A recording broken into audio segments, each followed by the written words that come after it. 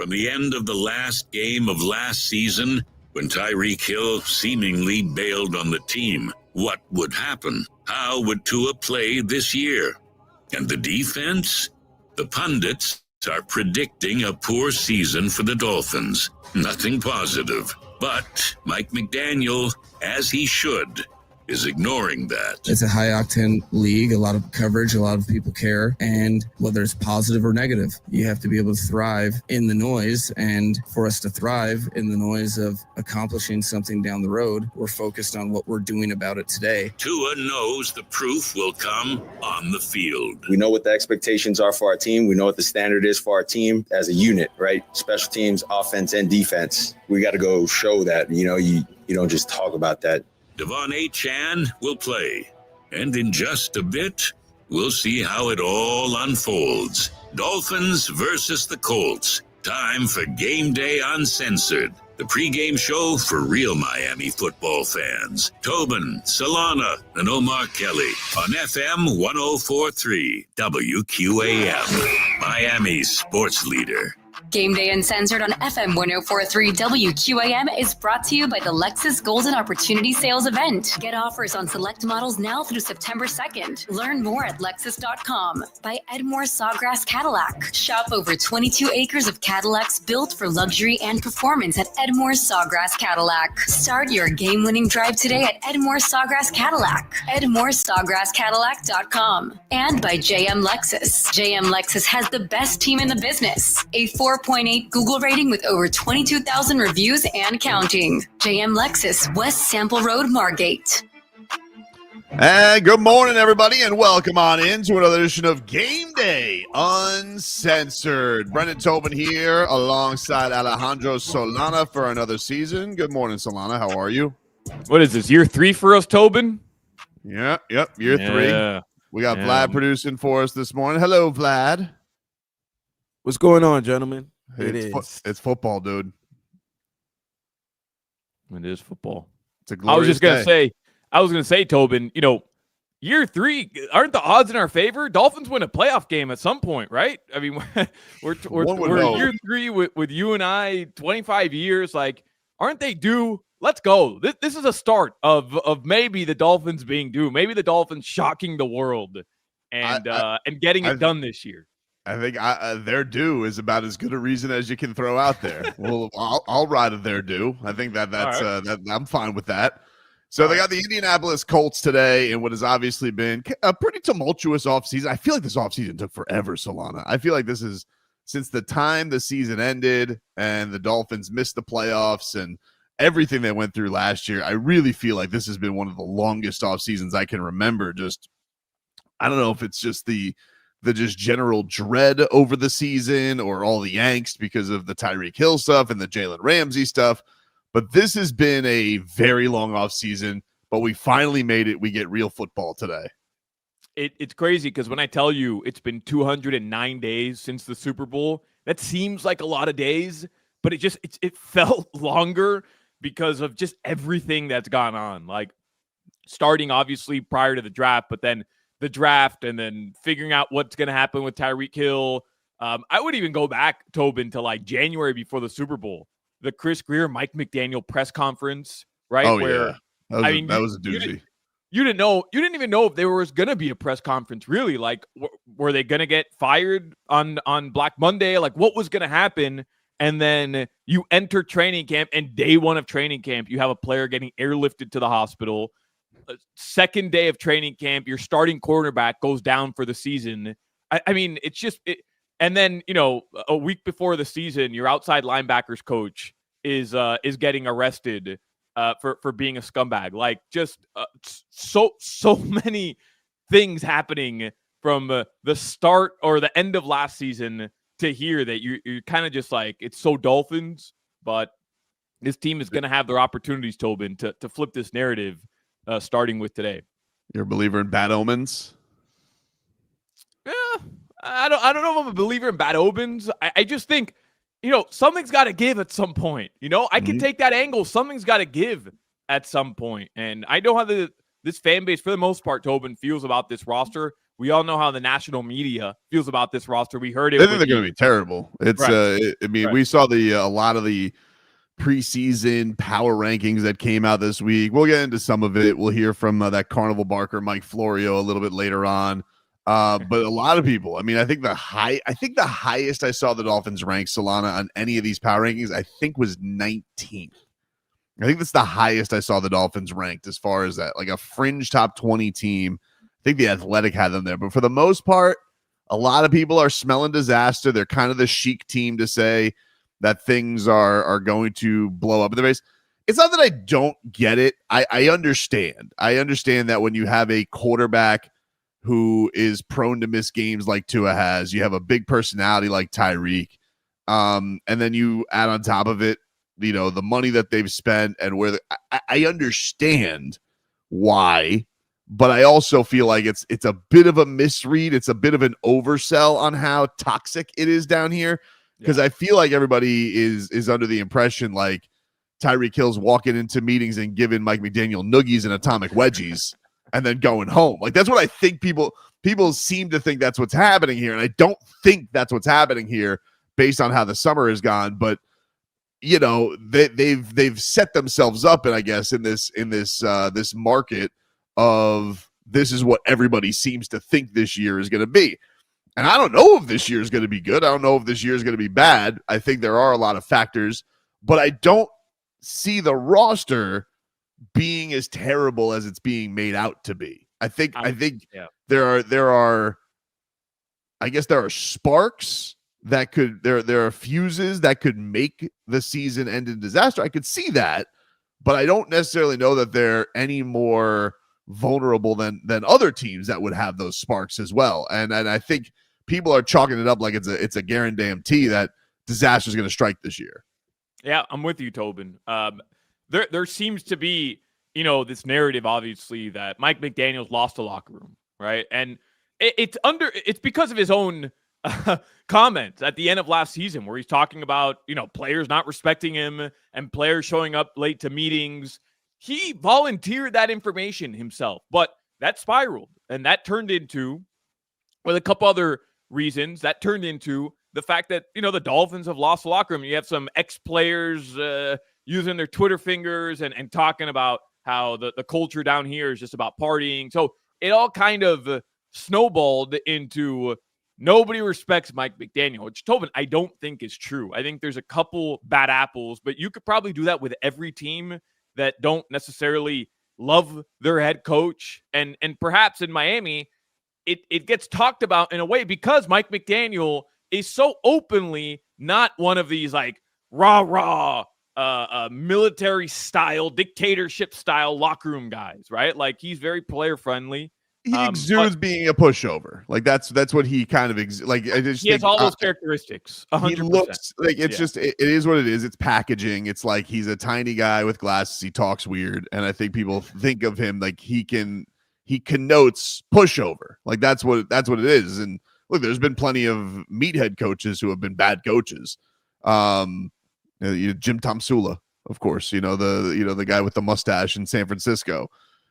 It doesn't really mean anything, but I do think it's one of these things where it does help the pile-on when it comes to this stuff. So that's part of it. It is what it is. I think that, look, I do think it was calculated from him to have all that out there just because he probably knew it was a year from hell and they needed to fix a lot of things. The question is he going to have the time to fix it? Because, they're going to start off this season with this Colts team who had the same record that they did last year and are Vegas favorites to a pick'em for this game, even though they have Daniel Jones starting at quarterback. Then you go into 3 divisional games. So I feel like the tone of the season is going to be set pretty early here, Solana. It is right away, right? We're going to find out what this team is. Are they the team from 2 seasons ago, Tobin, that was able to beat bad teams? They'll beat up on bad teams. They're going to score a ton of points on bad teams. And we'll find out if they're that and if they can flip the script on who they've been, which is just a team that can put up points on bad teams and not beat good teams. That'll come probably outside of week 3 against the Buffalo Bills. Not that I'm looking ahead, but, can they become that team that has closed the gap between the better teams. We'll find out around week 8, week 9, week 10. But you got a ton of mediocre to just okay to bad teams, 4 or 5 out of the first 6 games. This is that opportunity for the Dolphins. Start out strong, and it starts today. And that's kind of been Mike McDaniel's calling card is starting fast when it was going good, chunky win streaks. It's just a matter of those valleys and getting it going. But we got a lot to dive into. Omar Kelly will join us later on in the program, but there's a lot to recap from the offseason. We'll do a little bit of that coming on up. Chris Greer, hear from him this summer about what some of his plans were and the construction of this roster. Has he done a decent job to make this Dolphins team formidable, especially with some of the drama that they handled? Gameday Uncensored, brought to you by the Lexus TX. Experience amazing at your Lexus dealer. We'll take a break. Tobin, Solana, Vlad here with you all morning long on Gameday Uncensored. We are streaming live on YouTube and Twitch. The channel's on YouTube, 104.3 WQAM. If you want to watch the program, get in on the chat with your comments. Miami, 104.3 WQAM on Twitch, streaming live on the Odyssey app, so you guys can stream us in your ears there. We'll take a break. More to come here. Gameday Uncensored. WQAM, broadcasting live from the Ed Morse Sawgrass Auto Mall Studios. Shop massive savings on a massive Chevy inventory, all backed by Morse at Ed Morse Sawgrass.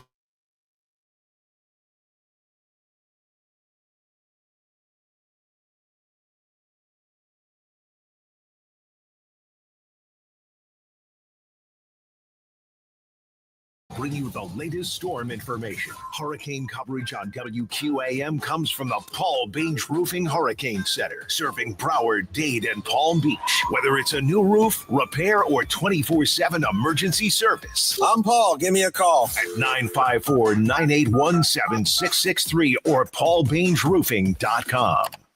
Right now is the perfect time to fall in love with something new from JM Lexus. Come see the new 25 Lexus TX and 26 Lexus NX models. And you'll love this. JM Lexus saves you even more with no dealer fee. We have an A+ rating from the Better Business Bureau. Plus, we boast a 4.8 Google rating with over 22,000 reviews and counting. Come fall in love with something new today from JM Lexus. When you think Lexus, think JM Lexus. At the University of Miami Sports Medicine Institute, physicians deliver the precision of academic medicine to every pro, adult, and youth athlete. For your best recovery, go with pro-level expert care. Recover your game at uhealthsports.com. When my wife and I got married after both graduating law school, we didn't have 2 nickels to rub together.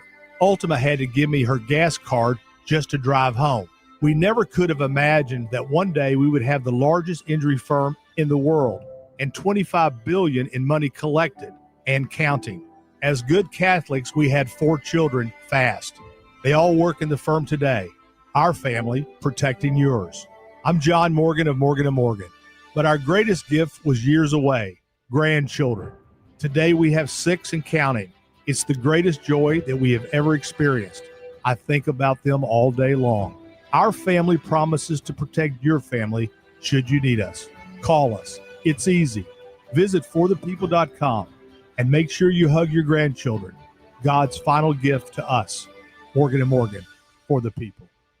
Injured? Dial Pound Law or visit forthepeople.com for an office near you. Ed Morse has been family-owned for over 75 years, and Ed Morse Sawgrass Buick GMC has 22 acres of vehicles waiting for you with unbeatable savings, all backed by Morse. Visit edmorsesawgrass.com. GMC, we are professional grade. Get in the zone, AutoZone. Welcome to the end of summer sale at AutoZone. We're celebrating the end of long days and short nights with big deals for a short time. Like car wash. Right now, you can save 20% on the Armor All Complete Car Wash Kit. Need new brakes? Duralast brake pads are free with the purchase of Duralast rotors. We've also got oil deals and more. We're ending the summer right with the end of summer sale at AutoZone. Get in the zone, AutoZone. Restrictions apply. Your cold is coming. Your cold is coming. When you feel a cold coming, shorten it with Zicam, the #1 cold shortening brand. Oh, no, not before my big trip. The big trip you've been planning is coming up, and so is your cold. But Zicam can shorten your cold and get you back to planning sooner. Thanks, Revere. We really should keep Zicam in the house. Shorten your cold with Zicam. Take it from America's most revered messenger. Shorten your cold at the first sign with cold shortening products from Zicam, the #1 cold shortening brand. Available in stores or see where to buy at Zicam.com. Chevy trucks have you covered when the road takes you from smooth sailing to Chevy Colorado will eat up some of the toughest terrains with 5 available drive modes. And Silverado and Silverado HD have the muscle to take you out for some serious with multiple engine options and impressive towing. While Silverado EV is the perfect combo of performance and capability, making it a snap to hitch up this electric truck and hit the road. Wherever the road leads, Chevy trucks are right there with you. Chevrolet, together let's drive. Get in the zone, AutoZone. Summer's almost over, but the heat is pressing on. If you've got battery trouble, stop by AutoZone for free battery testing. It may just need a charge, and we'll do that for free too. If you do need a battery, we've got options starting at just $89.99, and we'll recycle your old battery for free. Now that's a strong start. Don't miss the end of summer sale, now at AutoZone until September 22nd. Get in the zone, AutoZone. Restrictions apply. It all comes down to this, folks. Yep, the entire season is on the line. But my throat has officially thrown in the towel. Sounds like you need Vicks VapoCool drops. They're max strength and vaporize sore throat pain. Whoa! These VapoCool drops hit fast. Speaking of fast, did you just see that play? Yeah, he vaporized that ball. That pun should have come with a penalty. Vaporize sore throat pain with Vicks VapoCool drops. Use as directed. Cool ways to listen to us on FM 104.3 or on the Odyssey, iHeartRadio, or TuneIn apps. Same great shows, same great games. Plus, you can use the rewind feature and listen to anything you missed. Go for it. Time now for more game.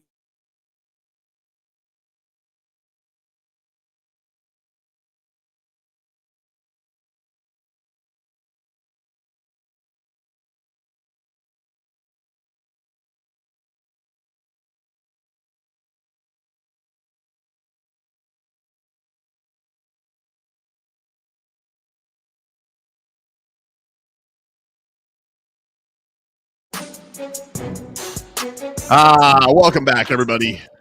Game Day, Uncensored here on 104.3 FM, WQAM. We take you guys up until kickoff today. Dolphins, Colts, 1 o'clock from that hellhole of Indianapolis. God, that city sucks. Hate it. You hate Indy, man. Like you hate Indy. Yeah, I didn't like it. Didn't think there was anything to do. Didn't think it was particularly interesting. Everything closed at like 7 o'clock. It wasn't a good time. I don't know what to tell you, Solana. I'm not going to sit here and lie to the people. I've been there a couple times. I thought it was okay, especially where the football stadium's at. Is that still Lucas Oil? Is that still where they're playing? Yeah. I mean, I felt like the stadium was cool. I was there during the winter. You don't even have to go outside. You walk around everywhere, and then you got that shrimp cocktail at St. Elmo's, which, by the way, I didn't eat because I'm allergic to seafood anyway. So, I don't know. I enjoyed the city, Tobin. I really did. Vlad, you ever been to Indianapolis? You like it? Not a fan. It's like, what's there to do there? There's nothing to do. The only good thing that happened in Indianapolis when I was there was the Heat won the Summer League championship. I watched that at a random Indianapolis bar. That's it. That was the list. There was nothing else there. So the Dolphins are going into this thing. They have revamped their roster in a lot of ways. If you guys are getting ready for your football and you've missed the summer, the Dolphins' biggest move of the offseason was that they traded away Jalen Ramsey and Jonnu Smith to the Pittsburgh Steelers in exchange for draft picks and Minka Fitzpatrick. Mm-hmm. Minka Fitzpatrick is back with the Miami Dolphins, which was definitely a stunner. I think we knew Jalen Ramsey was going to get traded. We knew Jonnu Smith was probably going to get traded, Solana. But the old friend of Minka Fitzpatrick being brought back, that was definitely a surprise. It was.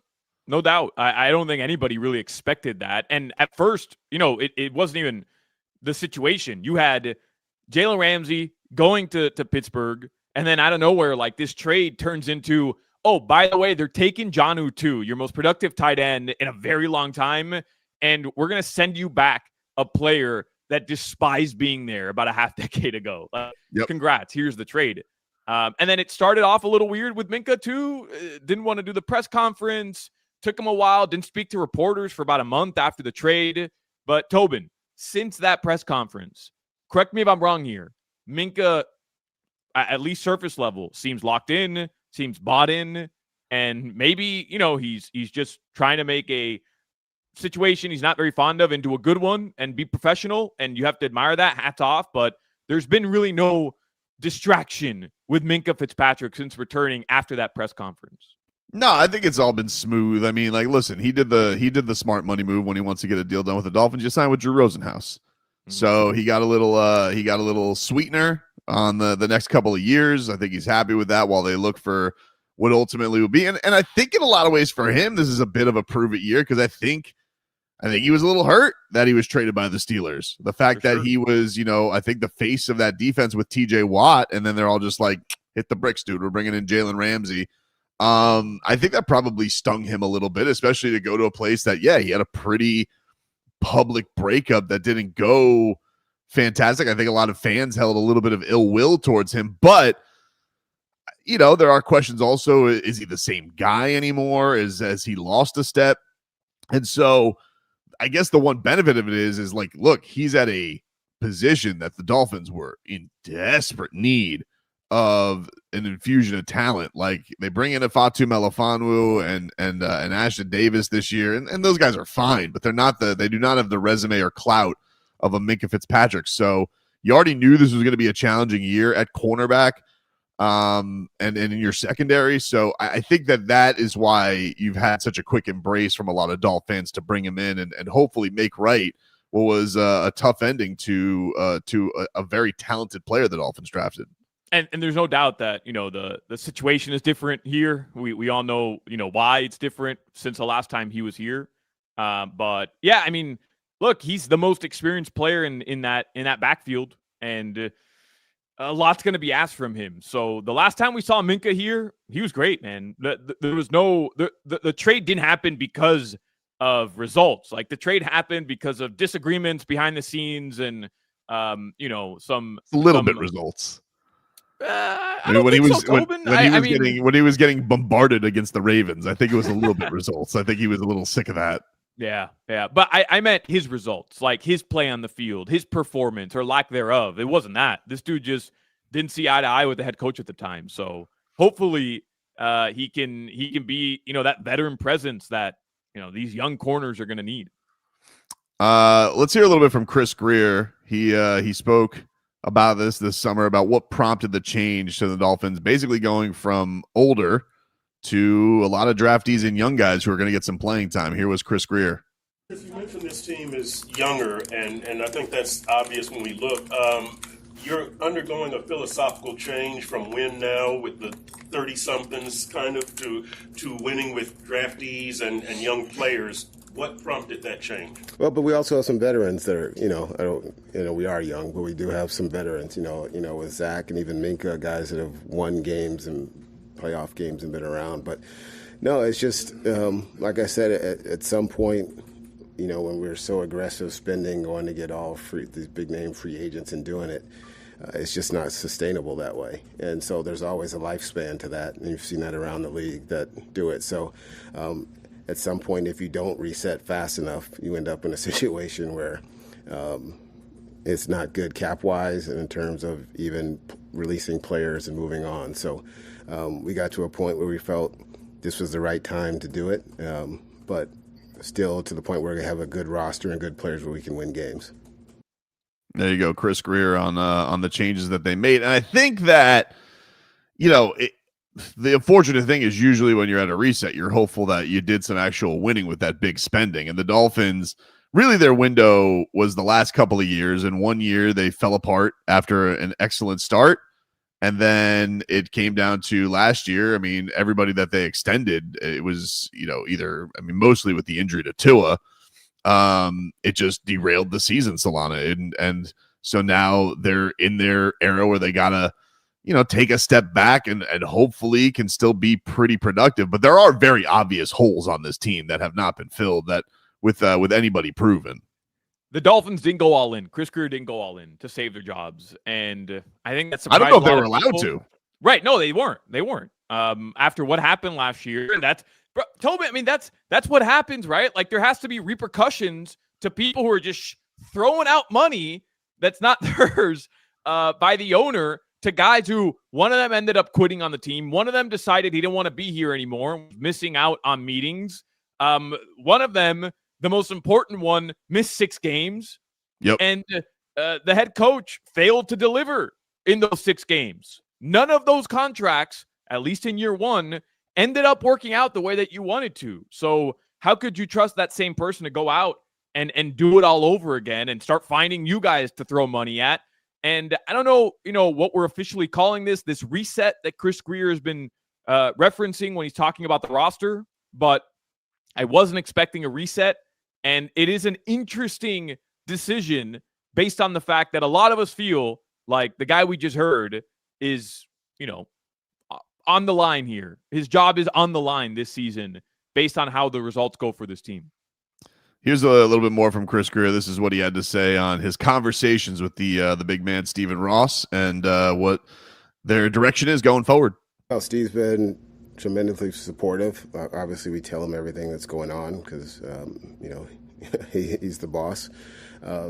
He's like everyone, he's competitive. He wants to win like we all do. And but he knows a lot of things that goes on behind the scenes that people don't, which is great. And so he has a really good understanding from his business side, but also as from player and a human being side. So when we go through it and talk about it, he's like all of us. We want to win games. We want to win playoff games. We want to win Super Bowls. So none of us are happy that it hasn't happened, but also when we work through stuff, we're very clear on what our goals are and communicating with him with everything, and he communicates to us as well. Although, Solana, we talked about this in the last Game Day Uncensored.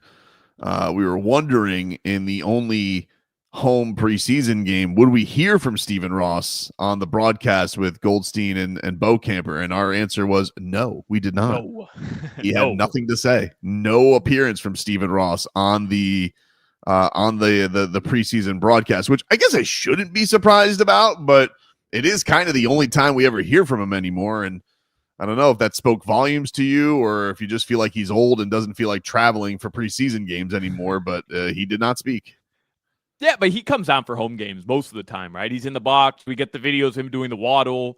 I don't think it's a travel issue. I mean, Tobin, this guy, he could have a private jet set up in 2 seconds. So to me, a grass farm. what's that saying? Like sometimes the loudest words are no words at all. Is that a saying? I don't know, but it sounds good. And I do think that ain't a saying. That's not a saying, Vlad. There's something there, though. There's something there where like sometimes just not saying anything at all is the biggest thing. But to me, that's what it is, right? Last year came out, it pumped out his chest, and he's telling Goldie and he's telling Beaucamper, like, yeah, it's time to go compete for a Super Bowl. And, this is our year to go compete for a Super Bowl. And you fell flat on your face week 2 when your quarterback, your prize investment goes down, and then your head coach can't figure out a way to adjust and at the very least keep you afloat. So, I mean, what's he going to come out and say this year? I think that memo spoke volumes. I put a lot of stock into that. You don't put out a memo at the end of a season and say status quo won't be good enough anymore and then allow status quo to be status quo. So if he's going to stick to his guns, he's going to stick to his word, then he didn't have to come out and say anything. He doesn't have to come out and give us headline material. The guys that he hired know what's at stake this season. So out of the departures that the Dolphins had, Ramsey, Jonnu, Teron Armstead, anybody, is there one you feel like is the biggest hole or one you're most nervous about the Dolphins not having this year? Look, I'm not a big fan of Jonnu Smith. Or, I'm sorry, not Jonnu Smith. I'm not a big fan. I love Jonnu Smith. Pause up. But I'm not a big fan of Jalen Ramsey. Their crime. I'm not a big fan of Jalen Ramsey. And I think most people right now are very down on him here in Miami for obvious reasons. But unfortunately, Tobin, to me, that has to be the biggest hole. we could talk about Jonnu Smith and the Dolphins going out and getting Darren Waller and not having that tight end production. That matters. There's no doubt about it. And that's going to be a big storyline going into today that we're going to talk about and moving forward. But Tobin, you have Storm Duck, who was your fourth, fifth corner last season, at times couldn't even get on the field when the Dolphins had injury issues at that position, as your number one cornerback this season. The drop-off between Jalen Ramsey to Storm Duck, and this is not a criticism of Storm Duck. This is just how good Jalen Ramsey is career-wise. The drop-off between Jalen Ramsey as your number one the last season to Storm Duck might be the biggest drop-off at any position in the NFL this season for a starting unit. Think about that. And that's the situation that the Dolphins are faced with. No, I love Storm Duck. Awesome name and a great story. But it's, even if you flip it to a similar situation when Kader Kohou was getting a lot of playing time, there were games where he really got torched and picked on. I mean, you think about like what Stephon Diggs did to him in those games against Buffalo. So, and I guess I'd feel a little bit better about it if you didn't lose Kader, but that was another unfortunate thing is like the Dolphins right out of the bat from camp, they lose Artie Burns, they lose Kader Kohou, so they really have to start scrounging. They bring in Jack Jones, who's projected to be the starter on the other side. Talented guy, got some ball skills, but dude, he's been on 4 different teams already in his career, and he could talk about finding himself. Maybe that'll be the case, and man, that would really benefit the Dolphins if it was. But I just don't know if you could have faith in that's going to be the case. Rasul Douglas, didn't exactly have like the greatest year last year either. So everybody who the Dolphins have there, it's a caveat. It's a hope. And yeah, you had Storm Duck, who was basically one of the last guys to make the team last year. And now you're relying on him to be one of those top dudes. So that's that's going to be a thing. I'm not super nervous about losing Teron Armstead. I will say, and we'll get more into the young guys here coming up, because it does feel like there's a lot of buzz around Patrick Paul, but this is nothing against Teron, because he seemed just like an A+ dude. I hated having offensive line roulette be a thing every week. Yeah. And you just never knew if this was going to be the week where the knee couldn't go anymore. Awesome player. Seems like an A+ person. But I am glad that stress is gone. Now, the Dolphins do have another question mark at offensive line today, which with James Daniels and his ankle. But I didn't like playing that game every single week, And so I'm okay with them moving on from that. How weird was it to see all the injury reports this week and not see Teron Armstead did not practice?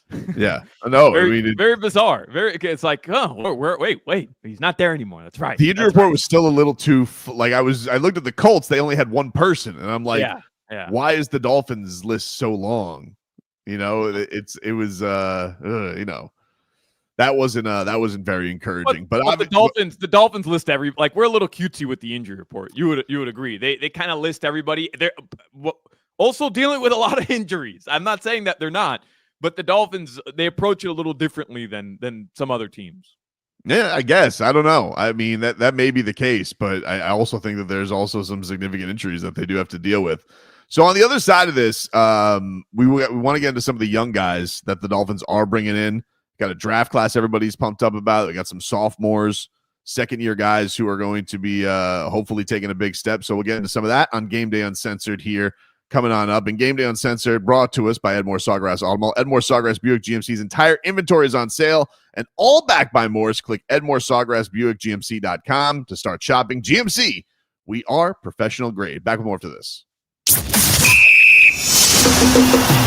Every Miami Hurricanes football game can be heard here. FM 104.3 WQAM. Sponsored by Kendall Toyota. Kendall Toyota is all about the you. All for you and all at Kendall Toyota on US 1. Call 305-KENDALL. Sponsored by Doral Kia. At Doral Kia, choose from over 500 new Kia models in inventory, like Sportage, Sorento, and Telluride. Remember, when it comes to Kia, the great deals are at Doral Kia. By Hatfield. Better care, better pork. Head to simplyhatfield.com to find a retail location near you.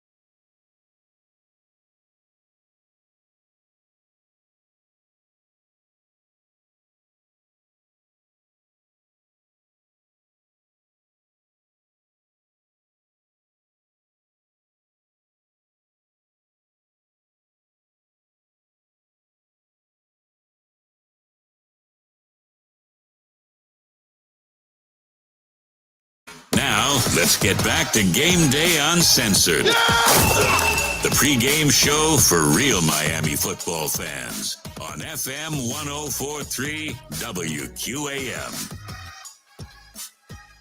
And welcome back, everybody. It's Game Day Uncensored here on 104.3 FM WQAM. Brendan Tobin and Alejandro Solana taking you all the way up until this 1 o'clock kickoff from Lucas Oil Stadium. Dolphins and Colts getting ready to open up the season. We've already opened up with a Philadelphia win over the Cowboys and the Chargers beating the Chiefs in Brazil. Everybody's just giving Justin Herbert flowers galore. I'm going to need a big game today, okay, dude? I'm not going to lie. I'm not one of these people that has to run from that. I need big numbers, okay? I'm not going to sit here watching Harbaugh's Golden Boys slide all over the place.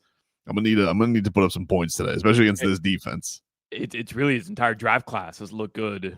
Yep. Hurts comes out, looks good. I mean, you got to follow it up too. You can't get outplayed by Daniel Jones, buddy. After Herbert puts up a game like that, man, you just can't.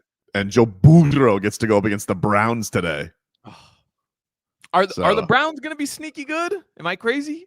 They got Joe Flacco starting, dude. I don't think so. I don't even think that's the plan to be kind of good. You say it like they got Joe Flacco, and I'm telling you, bro, they got Joe Flacco. I mean, what? Nobody thinks like that.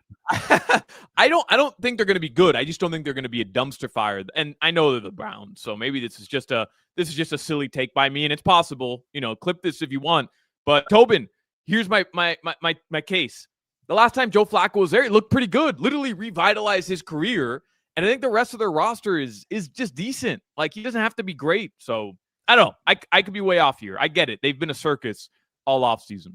Look, it's great that Joe Flacco went from his kids rooting against him when it was Jets-Dolphins to, he was hero flying commercial to having a little run ski with the Browns. But then he went to Indianapolis and, he's not there anymore. So, I don't know, dude. I don't think anybody's got a lot of faith that Cleveland team is going to be good. I think the entire season is going to be clamoring for other quarterbacks to play, like Dylan Gabriel or Shedeur Sanders. That feels like how that's going to go. Because why do you want Joe Flacco to start? Nobody likes old guys starting when they're not like legends. And even though Joe Flacco maybe should get more respect as a legend, he doesn't. I don't make the rules. That's just how it is. And similar one Super Bowl ring. I mean, that doesn't make you a legend. It makes you a Super Bowl champion, not a legend, Tobin. No, I know, but he's become a bit of a folk legend now because he went from a guy he used to always be the debate, like, oh, is Joe Flacco elite? So he was like the worst a quarterback could be to win a Super Bowl. Everybody threw in Joe Flacco, right? And then his career tailed off, and then it kind of was like, oh yeah, this Cleveland run, it's almost made him. It's almost kind of like his Fitzpatrick era, where it's like, oh, it's made him a little bit more cool because he's just so old, but he's still Joe Flacco, right. just like Ryan Fitzpatrick was always Ryan Fitzpatrick. And listen, Joe Flacco's done a hell of a lot more than that bearded bum Ryan Fitzpatrick. I like how you started this entire thing with look, and basically you're like a father would talk to his son, like, look, you're an idiot. You gotta cut out the crap with the. You told me the Browns are gonna be sneaky good. I'm like, I don't think they are. Okay, I don't know. I mean, they got Myles Garrett. He's a giant. Okay, that's always a scary thing, I mean, he did get banged up, I guess, this week, but I don't think anything really hurts him. We'll revisit. We'll revisit, Tobin. That's all. All I'm saying is we'll revisit. So I think one thing that is exciting, Solana, about this Dolphins season is I feel like about as many young players coming into a team that everybody is genuinely excited to see what they can do, and feels like even by design, the Dolphins feel like they're going to play a lot of these guys and lean on a lot of these guys, which look, it can be twofold. Those that can lean to a lot of mistakes, but if this works, then the Dolphins are going to be in a good spot because it's going to make you feel a lot more rejuvenated quicker. And, this draft class this year, we're going to get a bit of a showdown right off the bat with Kenneth Grant against Tyler Warren, because we talked earlier about the loss of Jonnu Smith. The Dolphins could have maybe filled the void there with this freak tight end and Tyler Warren everybody was talking about, but instead they were mature and they fortified the trenches. And that was already almost a a pivot from the Dolphins to go and get a guy who can start next to Zach Sealer, who can give you production right away. It's maybe not the sexiest pick, but it was a necessary pick. I liked it. And I think, it's so pivotal to Anthony Weaver's style of football. And it's so pivotal to why the Dolphins defense was really good last season. They weren't always blitzing, right, Tobin? It was just 4 guys. It was Zach Sealer, it was Calais Campbell, and then, before Jalen Phillips went down, it was JP. But then all of a sudden you have Chop Robinson coming in, and the Dolphins, the 4 of them, were just able to get to the quarterback a lot. They were able to apply pressure a lot last season. And again, later on, they start adding in those blitz packages, and you start seeing a bit more of a creative scheme by Anthony Weaver. But at the very start of that season, it was just 4 dudes getting to the quarterback, 4 dudes applying pressure and doing it consistently. I like the Dolphins saying, hey, we lost a veteran, really just maybe the best player the Dolphins had last season in Calais Campbell. We can't go out and just throw money at somebody else. We have to fill this void with somebody young, somebody who can grow into that position, somebody a la Christian Wilkins, Tobin, that the Dolphins drafted, and you knew he was going to be rock solid in that position for a couple years, and that's who they got. And he has the luxury of not having to be unbelievable day one because of how great that unit is all around.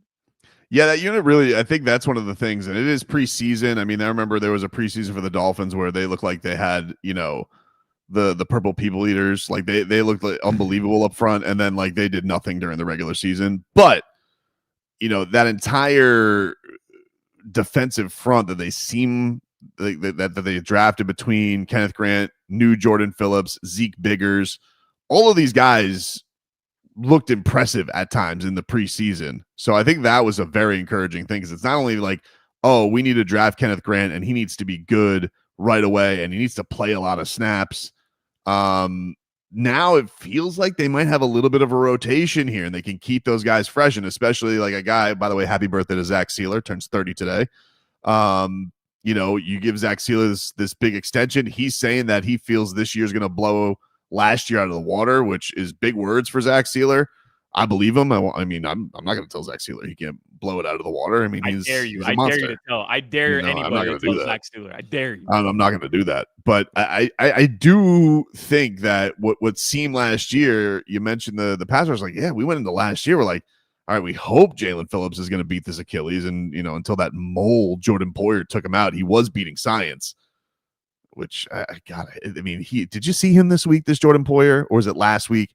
How annoying he is. Yeah, he is a weasel, dude. Sitting there being get receipts. Receipts of what, dude? You were a bum. What the hell is he talking about? I kept receipts. I mean, what is it? What is it? A CVS receipt with all your lowlights from last year? Getting toasted, getting your hand stuck in face masks, injuring teammates. Do tell. Anyway. The Dolphins literally lost a game in Buffalo because of you. The Dolphins were signing you and had high expectations from you, and you not only fell so short of expectations that at the end of the season it was why is this guy even on the roster anymore? Why doesn't he just go home? But I think the most memorable moment of Jordan Poyer's season last year with the Miami Dolphins, Tobin, was him on video with Aaron Rodgers doing ayahuasca. It wasn't even him actually playing football. That's how bad this dude was. And then to have the gall, Tobin, for him to do that and go out and talk about I'm keeping receipts, hey, be quiet. Nobody even cares about you anymore. Literally, not even Buffalo wanted you back. Yeah, you're you're sitting there at the end of the bench, and I think they even cut him this week to do some practice squad do-si-do with him, which you shouldn't be able to do with the old anymore. It seems a little ridiculous. But anyway, let's get to the young. Kenneth Grant, this was him earlier in the week. This is what Kenny G had to say about being a little nervous for his first game. Well, I'm real excited, to be honest. I'm not the type to get nervous, but I'm a little nervous, but not really. It's just a game I played since I was younger and stuff like that. But I'm real excited to get out there with the guys and show what we got. He boxed himself in, Vlad. Absolutely did. Like you said, I'm not nervous. I'm excited. No, I'm a little nervous about what? You're like in a puzzle of emotions here, man. He's feeling a lot of feelings. He's feeling a lot of feelings right there. Ollie Gordon's probably had like the biggest leap this summer. I mean, people were, excited to get a big physical back, but this guy has gone from RB4. You lose Alexander Madison in the midst of the preseason. Jalen Wright suffers an injury. Jeff Wilson has been elevated from the practice squad for today.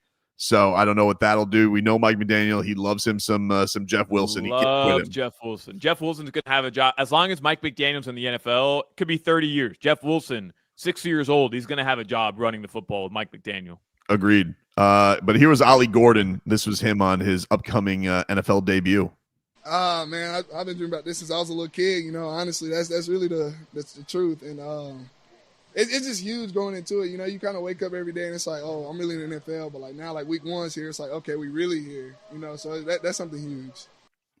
Excited. He was very impressive in the preseason. Hey, Dolphins inside that building, they love Ollie Gordon, right? And they drafted him, and they obviously scouted him. But now, since he's been there, all you hear is that the Dolphins love Ollie Gordon, and I know the fan base does. But just from that tiny clip there, it was like 10 seconds, Tobin. You can tell why. Just like honest, charismatic. You love that, right? Like you just love somebody that has that type of personality. Yeah, he is. He's like, I don't know. He just exudes something. Yeah. Vlad says Jeff Wilson Jr. to McDaniel what Daniel Thomas was to Gase or Jay Cutler. He loved Jay Cutler too.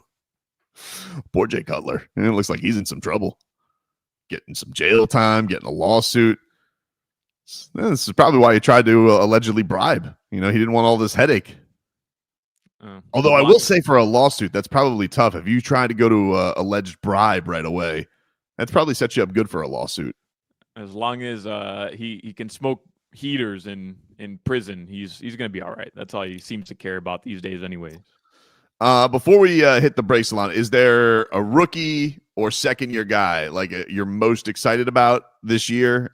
Whether it's Chop, Patrick Paul, or maybe it's a rookie this year. Who are you most looking forward to their 2025 season? Most looking forward to is Chop Robinson because the way he played last season, the way he has the ability to literally in the second season just become like a mainstay of the Dolphins defense to almost set the tone, Tobin. And all the guys we've talked about, he could surpass them in terms of just like love from the fan base. But to me, the most important player has to be Patrick Paul. You invested in him with a second-round pick. He got to learn from the guru, the OG in Tehran. It's been passed down to him now. He got some playing time experience a season ago. But, man, I really feel like the success of this offensive line, when healthy, is going to come down to how good Austin Jackson and Patrick Paul are. And Austin Jackson's already been hurt. So Patrick Paul, he has to be the most consistent player on that offensive line all season long.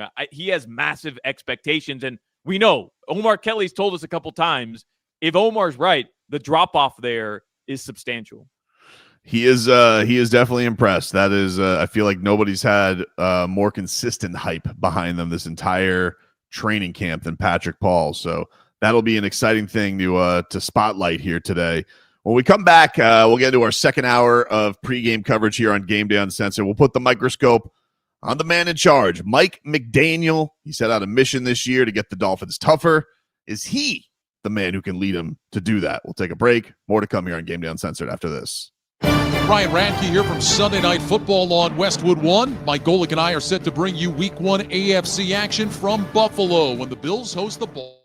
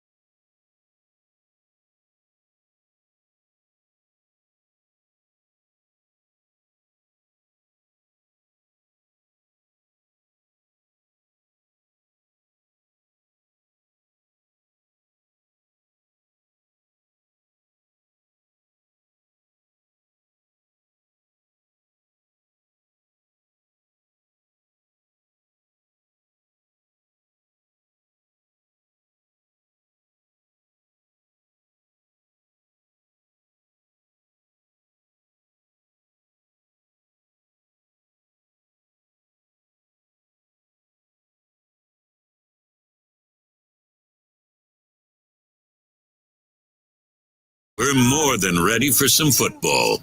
The Dolphins open their season today versus the Colts in Indianapolis. It's been a long offseason, and everyone's watching to see what the Dolphins will bring to the table.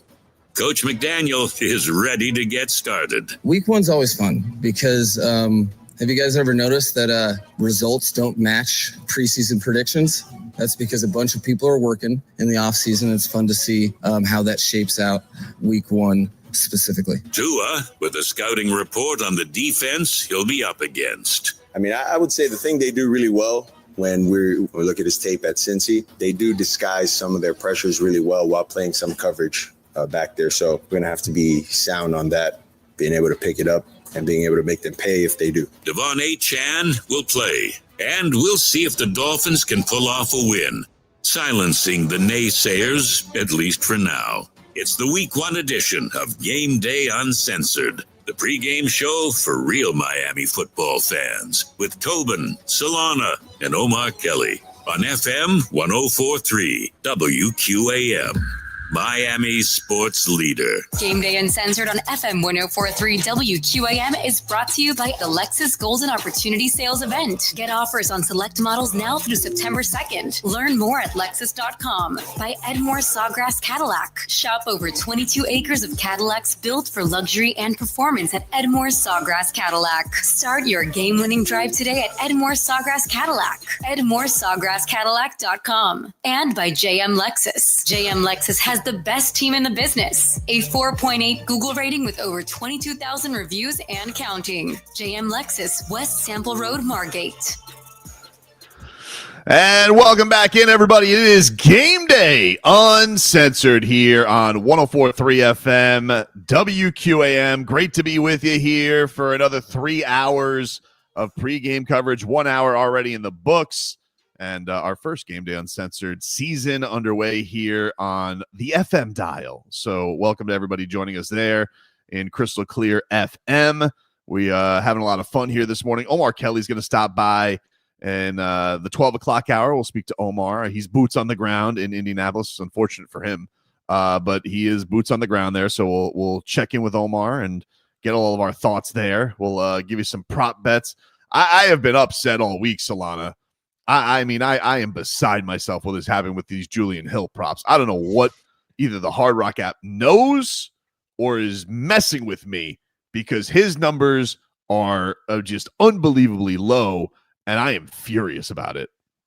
Well, here's what they know, is that if you start 17 games in the NFL and you don't get a touchdown, and then you start 17 more, you're probably going to get a touchdown. Like at some point, you're going to get a touchdown. So Julian Hill's a starting tight end, Tobin. I know. And that's a crazy statement in itself. But Julian Hill's a starting tight end. At a certain point, don't you think it's going to happen? If it doesn't, and we go into a third year with Julian Hill as a tight end, then I don't know. Then at that point, we'll figure it out. But at some point, it's going to happen, man. It's going to happen this year. It's just not fair. Like I put in so much money, and I'm not going to get any payoff for this now. Now it's 3-1. It's supposed to be a 10-1 prop. This is ridiculous. It's not fair, man. Not fair at all. By the way, the novelty last year, though, was that, you had Jonnu, you had Durham Smythe, right? And then here comes old Rhinoceros Hands, as you called him, and like he's not supposed to catch the touchdown. He's 10-1. Now, I mean, it should still be 10-1 because the Rhinoceros Hands are still attached to his body, but probably going to be more targets coming his way. Should I go or should I because the money's now on Tanner Connor. Should I flip to the intangibles wonder himself, like 2 intangibles first names as he goes, or should I just stay away from tight ends? I think you got to go Alec Ingold. I think that's what we're shifting to, right? Based on our text conversations, we're shifting to Alec Ingold anytime touchdown. The Dolphins don't seem to have any answers on the goal line, as evidenced by their preseason experience. So just give it to Alec Ingold, man. He's your best shot. Just do it. Let's get back to the Ingold rushes on 4th and short or in goal line situations.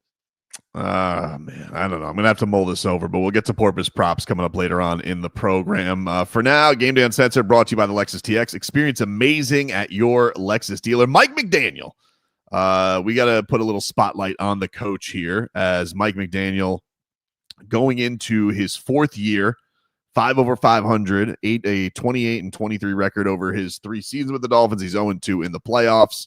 And, this is a guy where it's a guy who right now, according to oddshark.com, has the lowest odds to be fired. He's plus 200 to lose his gig. Solana, he's put a lot of thought into this camp. He's made it more physical. He took the Dolphins on the road. Let's hear from our favorite little weirdo. And this is what he had to say. What? I'm sorry, Vlad. It's just the case. I mean, he's an odd bird. He's an odd bird. He's an odd bird.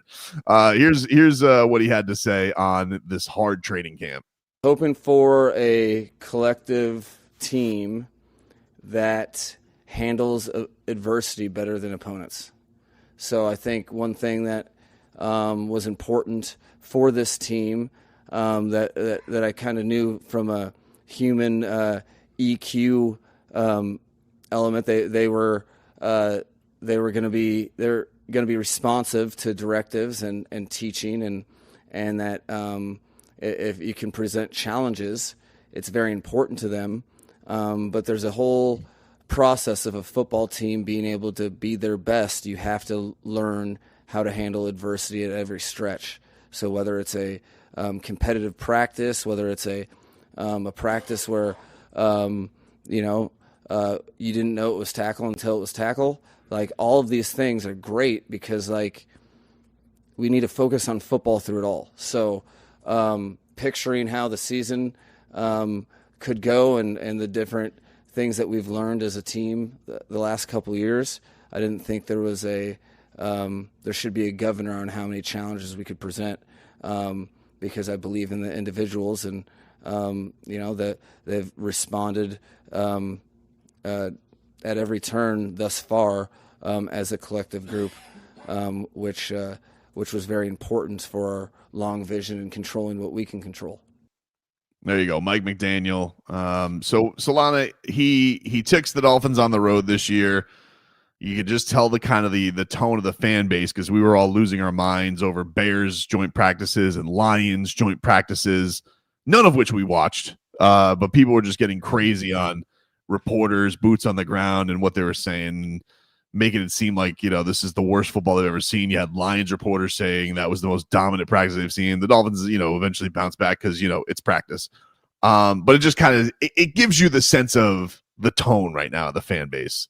Very on edge, a lot of angst. But I do feel like, even more than Chris Greer, because I still feel like Chris Greer can survive anything with this organization. This man feels like he's got the most pressure on him in the organization right now. What do you think are the critical things for him going into this 4th season? And that's an interesting conversation, right? Is it the chef in the kitchen who has all the groceries, or are the groceries faulty and the food's just not coming out good? Right. I mean, there's an argument either way. It's probably a little bit. And let me just say one thing. I could already, and this is why Chris Greer is a master, right? This is why he is lasted as long an organization as he has.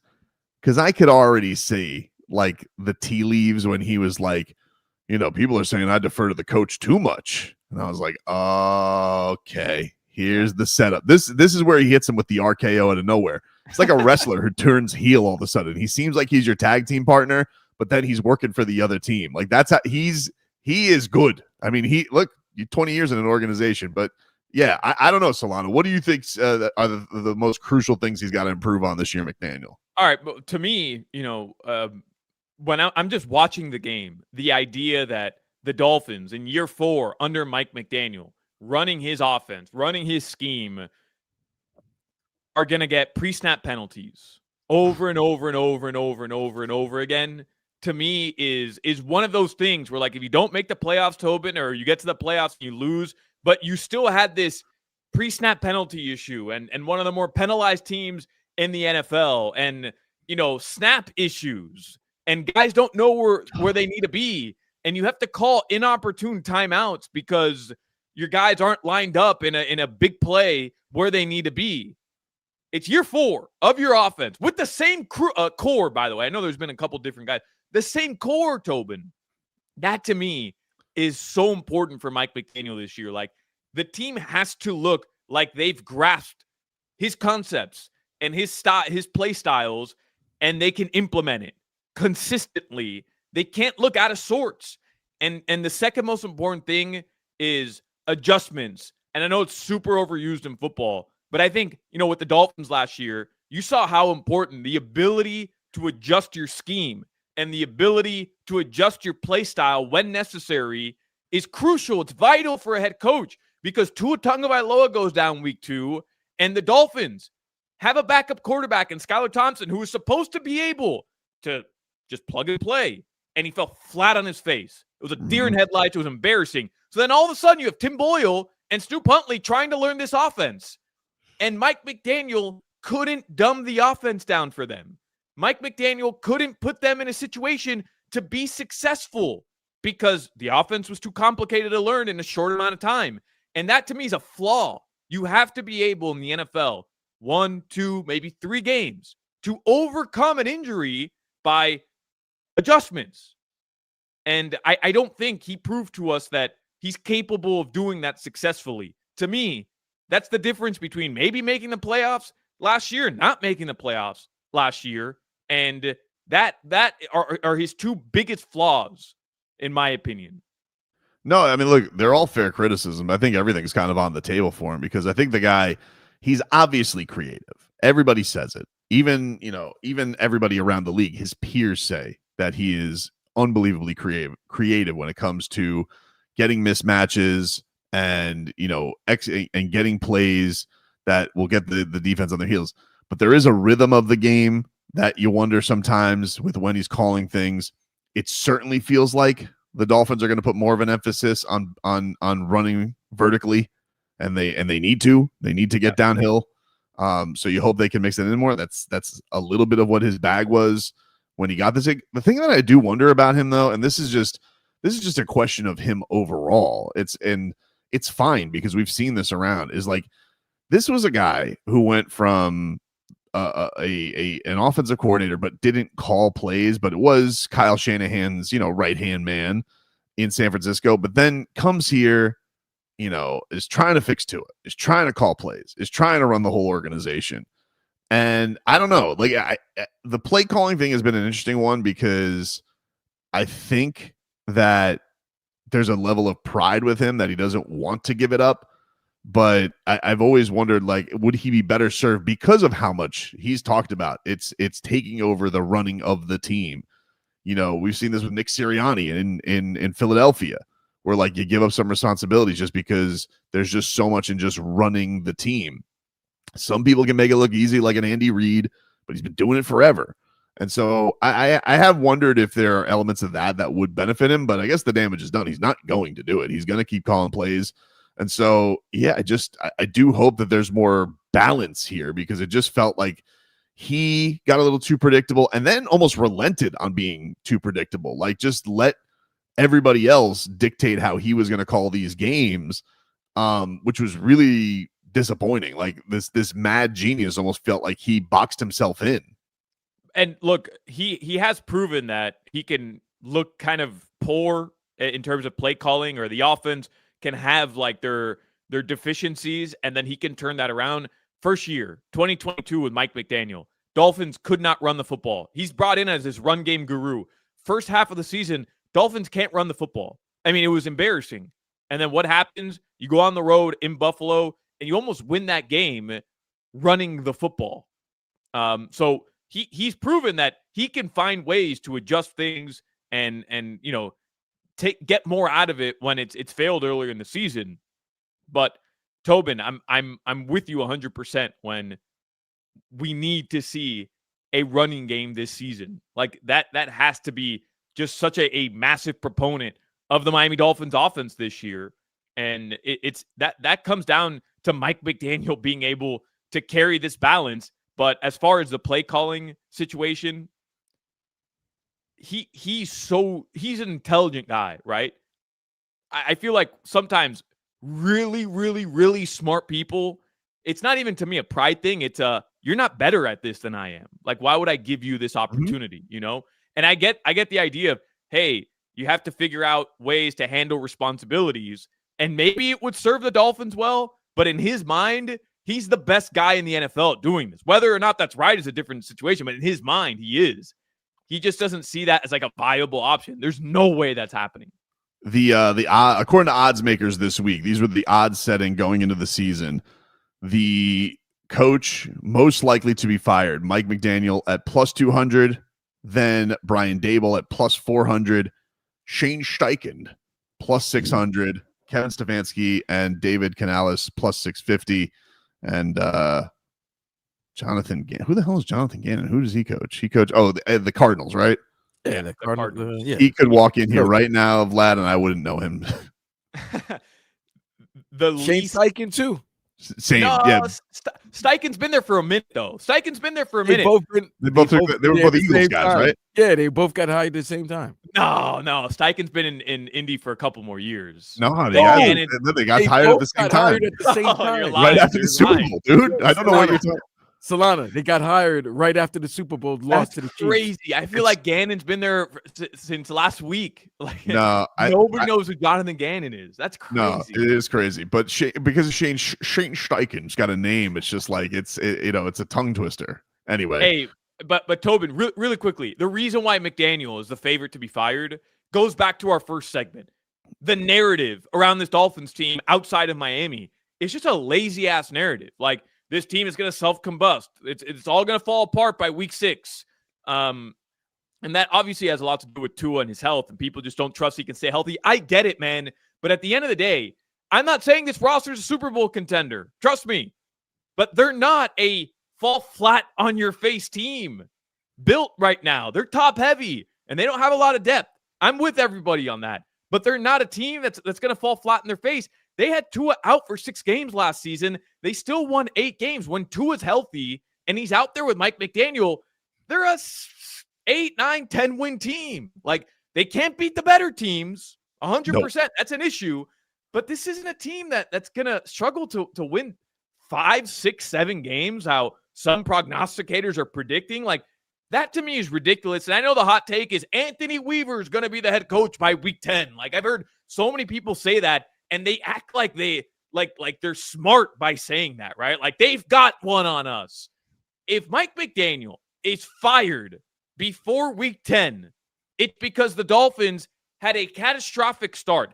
And Tobin, the only way, in my opinion, the Dolphins are going to have a catastrophic start is if Tua Tagovailoa is injured. That is the only way they're going to have a catastrophic start with the start of this schedule.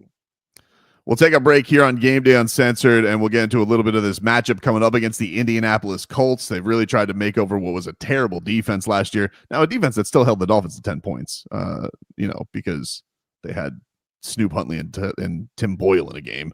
But 10 points nonetheless. They've tried to revamp that. We'll get into this matchup coming on up, including seeing our old friend Xavien Howard.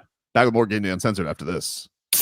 WQAM, broadcasting live from the Edmore Sawgrass Auto Mall Studios. Shop massive savings on a massive Chevy inventory, all backed by Morse at Edmore Sawgrass Chevrolet. Visit EdmoreSawgrassChevrolet.com. Chevy, find new roads.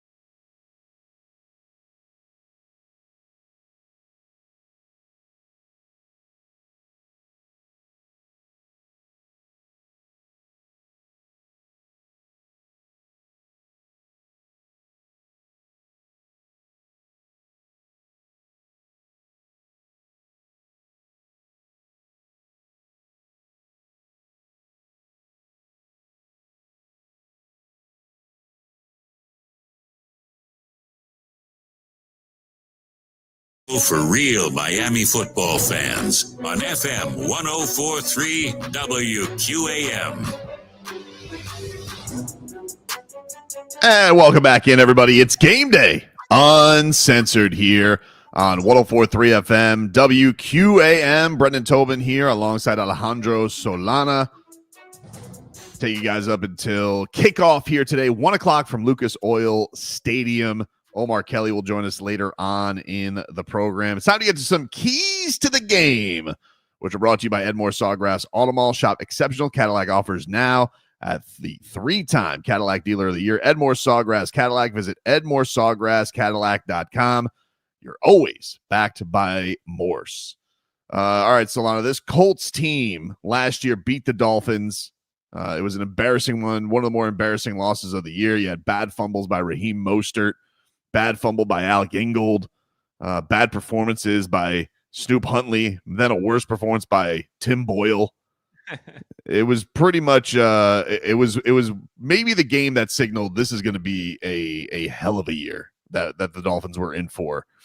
So you go back in there this week to open up the season, and we have an interesting storyline right off the bat because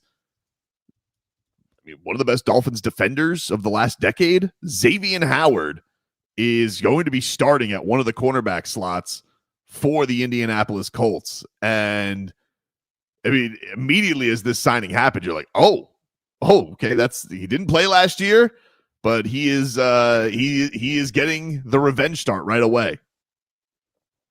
Just don't throw an interception to Xavien Howard, Tua. That's all I'm asking for. Please don't throw it that way. But look, I mean, I know things kind of ended a little rocky with him, but Tobin, there were a lot of people kind of hoping the Dolphins would go after X before he signed with Indy. So I don't know how good he's going to be. I don't know what his production is going to be like, but we all know like X makes big plays. He has consistently for the Dolphins in that 2022 season 2022 season, like he won them games. Just either picking off balls or punching balls out of receivers' hands. So, look, man, I'm always going to have a special place in my heart for Xavien Howard. I know it wasn't always great and wasn't pretty at the very end. Dude's hamstrings are like just basically worn down tires at this point, but he's always going to be a special Miami Dolphins player over the past decade. No, there's no doubt, but the hamstrings did get a year off to rest them, so maybe there's a little new tread on it for having some of that. But man, I want to see them test him, right off the bat. I'm excited to see what they can do. Well, he can't stay in front of Tyreek Hill. Like there's 0% chance he can, but they're not going to put him on Tyreek Hill. Like that's just not how it's going to play out. My guess is he's not going to be playing a lot of man-to-man coverage today against Tyreek or Jaylen Waddle. Like Westbrook Akine, that's more Xavien Howard's speed nowadays, Tobin. That's more speed. This was a Colts team that was, I think, bottom 3 in yards given up last year. It was a really bad defense. They gave a boatload of money to a couple of secondary guys. Javarius Ward, 3 years, $54 million. He got $35 guaranteed. And then Cameron Bynum got a 4-year, $60 million deal with $30 guaranteed. He played with the Vikings last year. That's that outstanding defense. So they've really tried to revamp that. Some nice defensive linemen. DeForest Buckner's their captain. Like that's their tone setter. 6.5 sacks for him last year. Kwity Paye at 8. And they got Latu, who there was some buzz that the Dolphins might have drafted him in the draft that he got taken. So he's going into another year here. And then on offense, Jonathan Taylor had a monster season, bouncing back from maybe a couple of years that people were wondering, is the tread off the diet? No, those he looked like a monster truck last year. Total monster, and I think he missed the first 4 to 6 games of the season last year, and still came back and was just dominant. Bro, you know how this offense operates, right? Jonathan Taylor, they're going to try to get Michael Pittman to catch jump balls and to just make plays in the middle of the field. And then they've got a couple sneaky good wide receivers with some speed.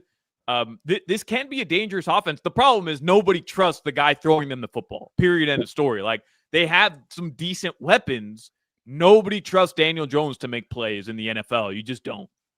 Let's hear a little bit from Tyreek Hill. This is what he had to say on the matchup against Xavien Howard and that Colts secondary. He's a great player, man. He's been me and him came in together. He's on year 10, so he's one of those guys who understands coverages, who understands certain route, certain routes. So we got to be on top of our game, man. He's definitely a playmaker, and for me, I think they got a real good secondary. They got X on one side. They got my former teammate in Kansas City, Traverse Ward, and a guy I grew up playing against, Kenny Moore. So those guys are loaded. Yeah, it is. It's going to be an interesting challenge right off the bat. The Dolphins also. What is the more nightmare scenario to open up the week, Solana? Is it a Xavien Howard interception, or is it Danny Dimes outrunning Kenny G to a touchdown of Tyler Warren to start the season? Like, what is the one that just would be a kick in the nuts worse? Yeah. Here's the thing. At the end of the day, Daniel Jones has won a playoff game in the NFL. As crazy as that sounds, like he's done that. So I think it has to be throwing an interception to Xavien Howard. Like, that one just burns you, man. It would just burn you because, first of all, Tua throwing the pick. Second of all, it's Xavien Howard. That means the offense isn't really clicking. And he could have been back in Miami, Tobin. That's what hurts the most. At the position that is of the most need for the Miami Dolphins, Xavien Howard, lifelong Dolphin, decided, I'm going to go to Indianapolis and live in what you call that godforsaken city. So that one to me would burn more than anything, man. Anything. I mean, it had to be a thing. Like, you have to feel like the Dolphins kicked the tires on it, and he just wasn't interested in coming back. Like he said on Joe's show, he's like, that door's closed. Like he was ready to move on.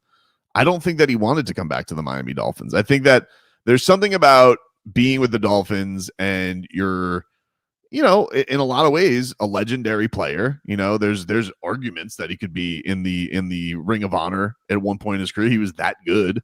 I thought so too. I said that, and then Crowder told me I was a dummy. So I really thought there was an argument to be made. Really, Tobin, because, and I know we don't have time to get into it. Maybe we can do it in a couple weeks. When you think of over the past 20 years, right? Mm-hmm. Like I'm talking post JT and post Zach Thomas, right? Like post Jason Taylor, post Zach Thomas. If you had to count the 5 most impactful Dolphins in that span, Xavien Howard's on that list. I would agree with that. Close. It's Ken Wake, Xavien Howard. Those are the 2 best probably, defenders. Tyreek Hill, and then take your pick, like Jay Ajayi, because he led you to a playoff run. I mean, those are the most impactful Miami Dolphins since 2008, 2010. Yeah, it's not a great list, but it is the list. No, right. I mean, that's a big microcosm of Dolphins football. Mediocre, 9-7, 8-8, 7-9, but that's just the reality of the situation. Yeah, and I do think that I think probably some of the way that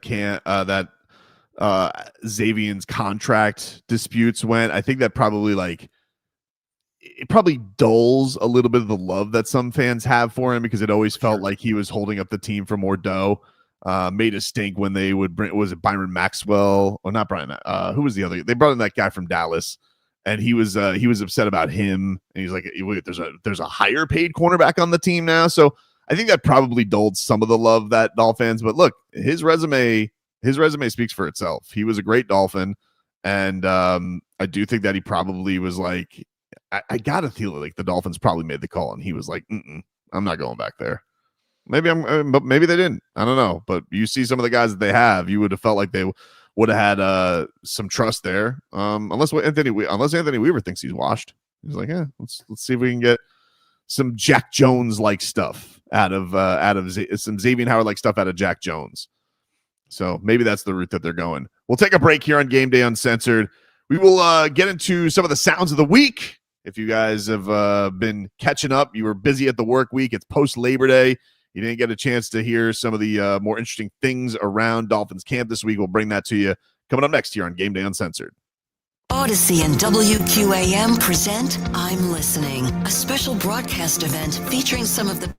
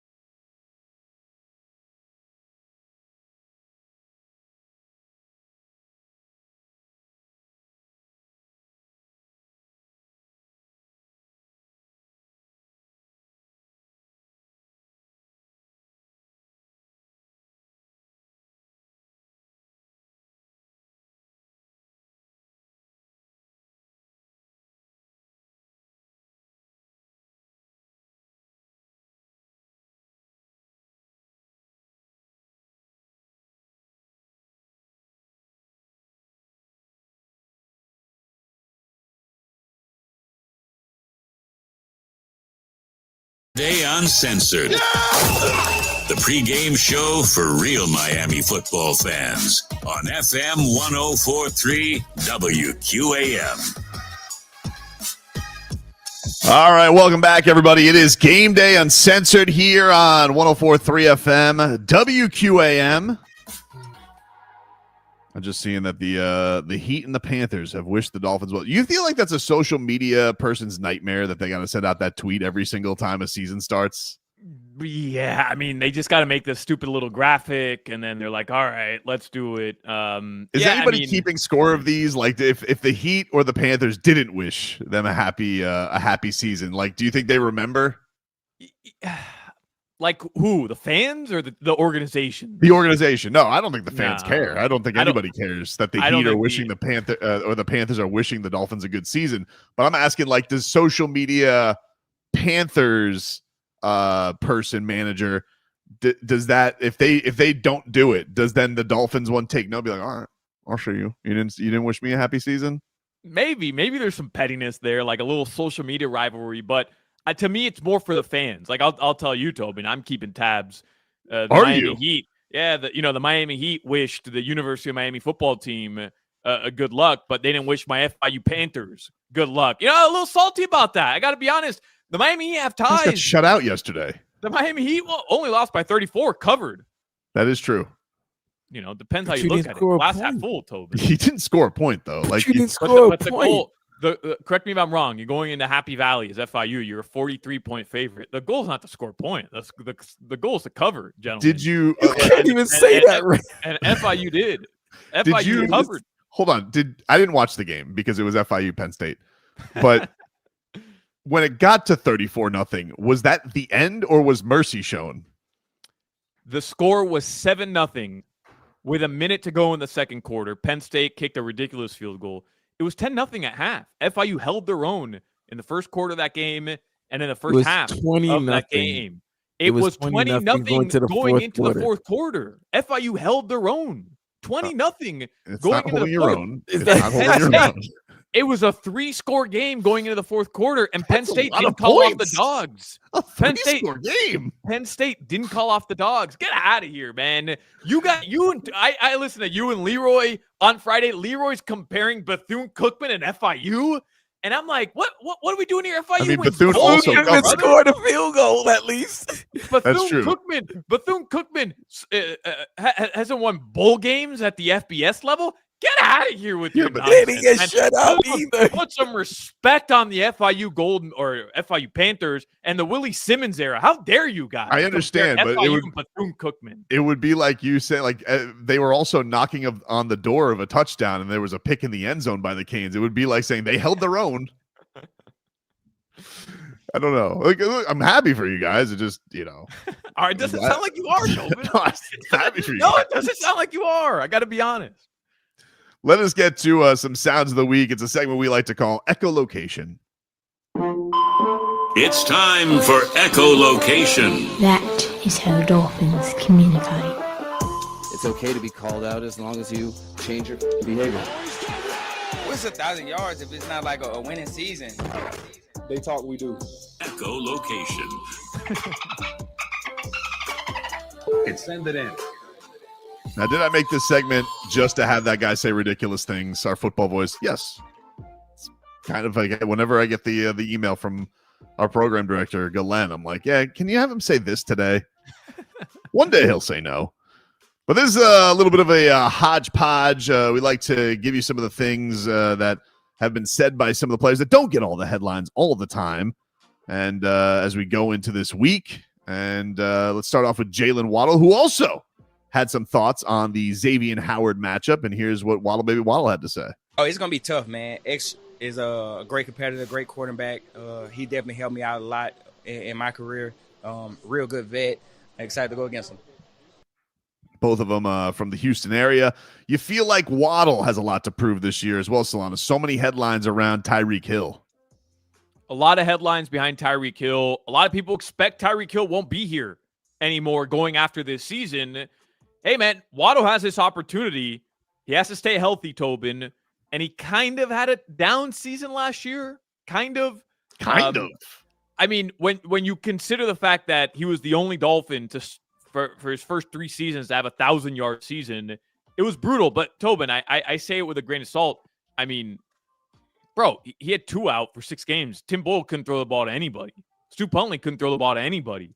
So I don't think it's totally fair to just, throw Waddle or throw dirt on Waddle. Like, he wasn't great last season, but, he's got to be better this year. There's no doubt about it. And he could emerge from this maybe as wide receiver number 1 next season. It's possible. Well, I feel like that's kind of what the hope was when he got his extension in the first place, is that by the time you got to the end of Tyreek's contract, that Waddle was ready to take the mantle as the number 1 guy for this Miami Dolphins team. But look, and I say this to somebody because this is always the caveat you have to have. I love Jaylen Waddle. Who doesn't love doing the Waddle? Okay, he's adorable. But the problem is, I can't have him be adorable right now. I need him to step up and show that he is ready to step up and take over for Cheetah. And I do feel like anybody who ever has anything kind of critical to say about Jaylen Waddle, the pitchforks come out, because look at him. He's adorable. No, but I mean, he's got to stay healthy. That's more than anything, Tobin. Week 13, 14, 15, 16, 17, 18 roll around, and he's always on the injury report every single year. He's got to stay healthy. But Jaylen Waddle, week 1, typically comes up big. I remember his rookie season at Foxborough, scores a touchdown early in that first half. Tua, Waddle, week 1, good things happen when those 2 guys are out there. Let me ask you this, and then we'll move on to our next soundbite. Do you feel like he brings back the Waddle this year? Because he held out on us last year.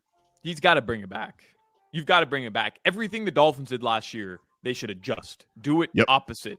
He didn't do the Waddle last year. He had the worst season of his career. Bring the dance back. Everybody likes a dance.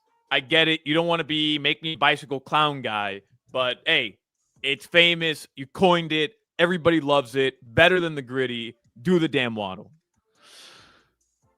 We move on to Minka Fitzpatrick, who is now back with the Miami Dolphins, and this is what the Dolphins safety had to say about what Daniel Jones brings to the table in this game.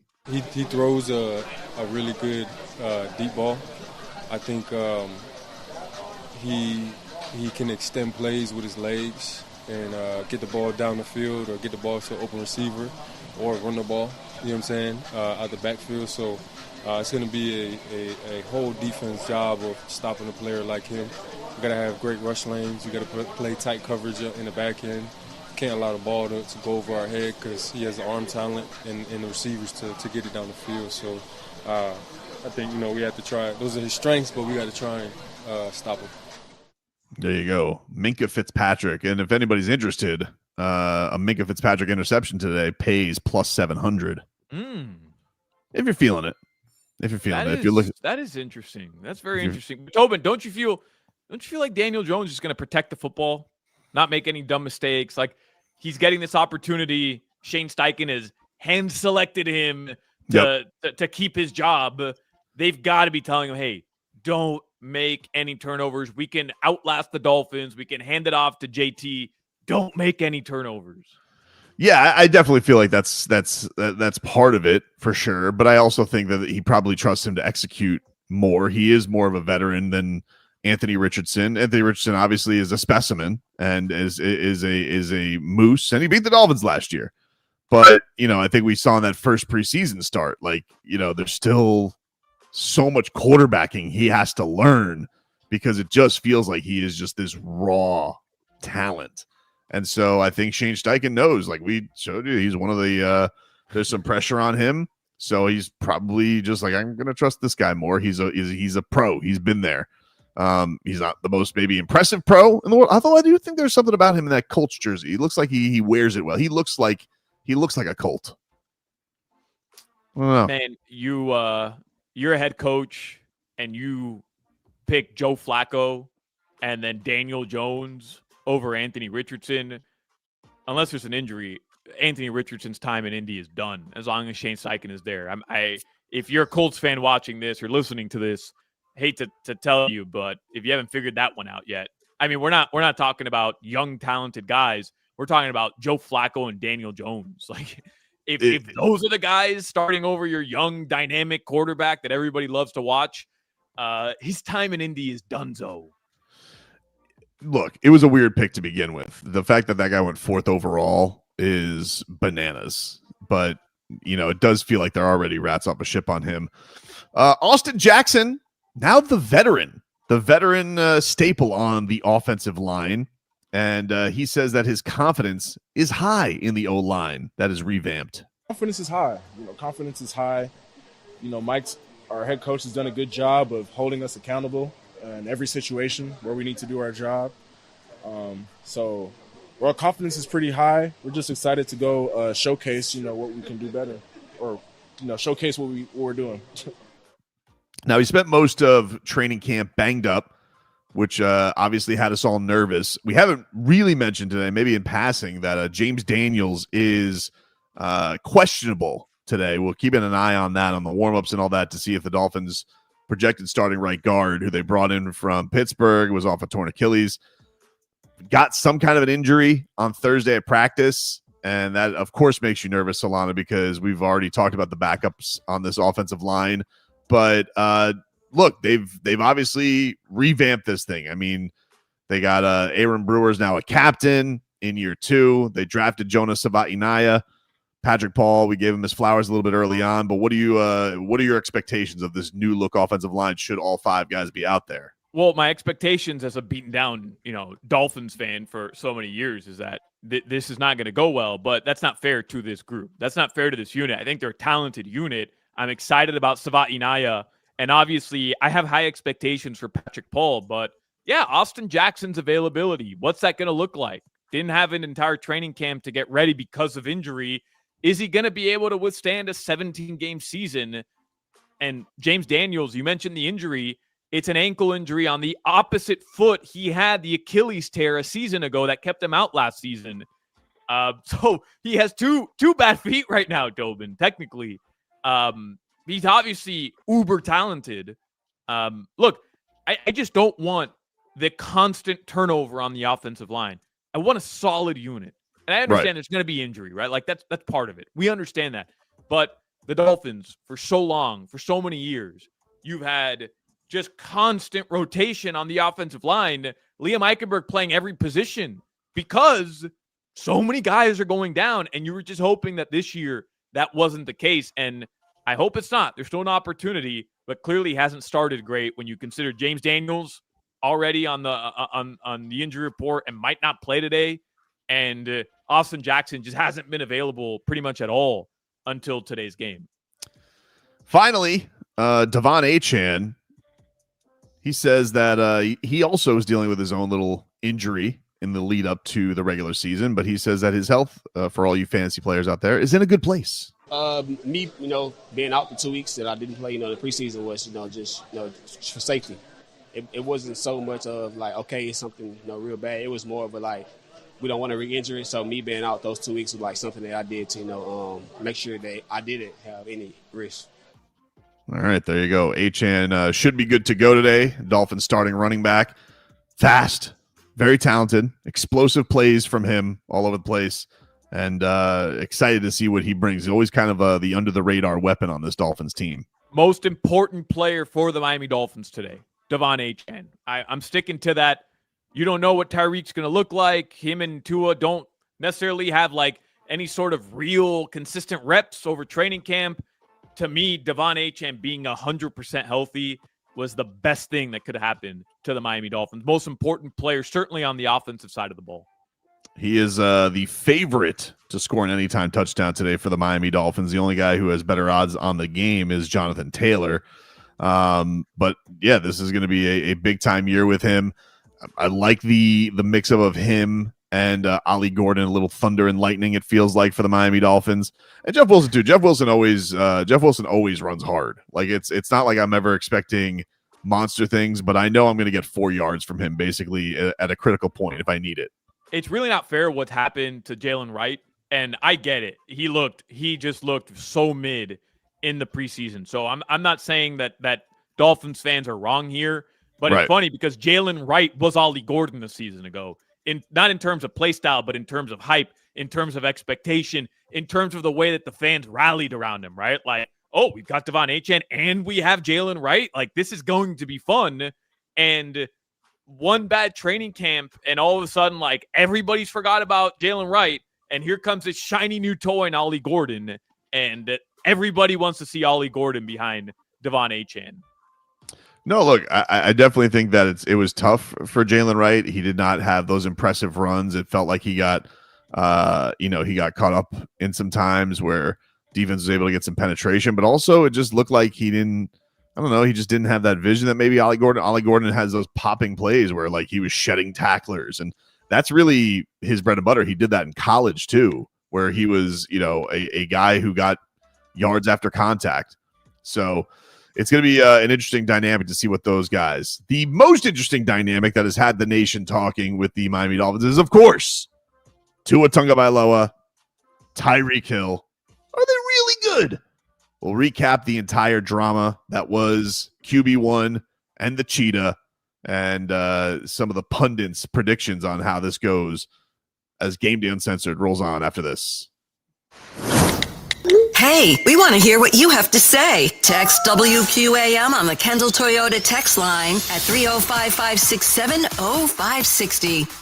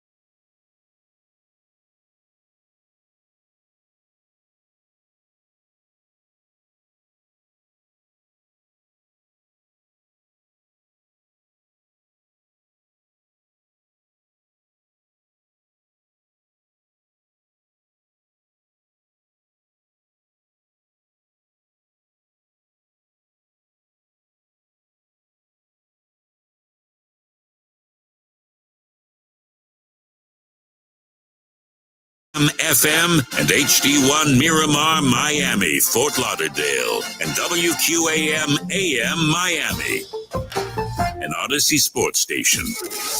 Powered by Anajar and Levine Accident Attorneys. Call 1-800-747-FREE. That's 1-800-747-3733. It's another Game Day Uncensored. And here we go. The season opener for your Miami Dolphins. It's been a much talked about offseason for the Fins. From the end of the last game of last season, when Tyreek Hill seemingly bailed on the team, what would happen? How would Tua play this year? And the defense? The pundits are predicting a poor season for the Dolphins. Nothing positive. But Mike McDaniel, as he should, is ignoring that. It's a high-octane league, a lot of coverage, a lot of people care, and whether it's positive or negative, you have to be able to thrive in the noise, and for us to thrive in the noise of accomplishing something down the road, we're focused on what we're doing about it today. Tua knows the proof will come on the field. We know what the expectations are for our team. We know what the standard is for our team as a unit, right? Special teams, offense, and defense. We got to go show that, you don't just talk about that. Devon Achan will play, and in just a bit, we'll see how it all unfolds. Dolphins versus the Colts. Time for Game Day Uncensored, the pregame show for real Miami football fans. Tobin, Solana, and Omar Kelly on FM 104.3 WQAM, Miami's sports leader. Game Day Uncensored on FM 104.3 WQAM is brought to you by the Lexus Golden Opportunity Sales Event. Get offers on select models now through September 2nd. Learn more at Lexus.com. By Edmore Sawgrass Cadillac. Shop over 22 acres of Cadillacs built for luxury and performance at Edmore Sawgrass Cadillac. Start your game-winning drive today at Edmore Sawgrass Cadillac. EdmoreSawgrassCadillac.com. And by JM Lexus. JM Lexus has the best team in the business. A 4.8 Google rating with over 22,000 reviews and counting. JM Lexus, West Sample Road, Margate. And welcome back in, everybody. It is another edition of Game Day Uncensored here. We roll on this morning, our third hour of pregame coverage, getting you ready for week one against the Indianapolis Colts. Your Miami Dolphins kick off their 2025 season at 1 o'clock today from Lucas Oil Stadium. And we'll get you ready. We're touching all the bases with it. We'll get our actives and actives this hour, figure whether or not the Dolphins will have their starting offensive line going into today's game, and get that all squared away. Next hour, Omar Kelly will stop by the program. We'll talk to Omar, boots on the ground in Indy, and get all of our happenings with Omar, what he has to say, what he thinks on this team. And we'll get to some of our expectations this hour as well. But figure, Solana, we got to get to what has really boiled down to as, I guess, the story, the national story of the Dolphins this training camp, and that has been the relationship between Tua Tagovailoa and Tyreek Hill. This has been the one that has been kicking around the debate shows nonstop. And to give everybody a little recap, if you were away for summer vacation, this is a little jog down memory road, and where we have been this entire summer and off season, and why we are where we are. So here's a little look at the Tua Tyreek dynamic. I'm gonna do my thing, man, regardless. You feel me? Cheetah gonna be cheetah. He's got Hill. That's a touchdown. Tagovailoa instead the back, and he's going deep. He's got Hill. Rice driving. That is 6. Oh, he's a ghost. Hey, Cheetah. You done? I'm out, bro. So it was great playing here, but I mean, you thinking about leaving here? If it is, hey, yeah. Tyreek is very passionate. I believe that Tyreek is a great asset to the Dolphins, and I think he's the least guy that people should be worried about for this organization. I will say Mike and I both had conversations with Tyreek here over yesterday. In a frustrating season, he was very emotional. It's not acceptable to leave the game and won't be tolerated in the future. And he embraced accountability. I got to prove myself.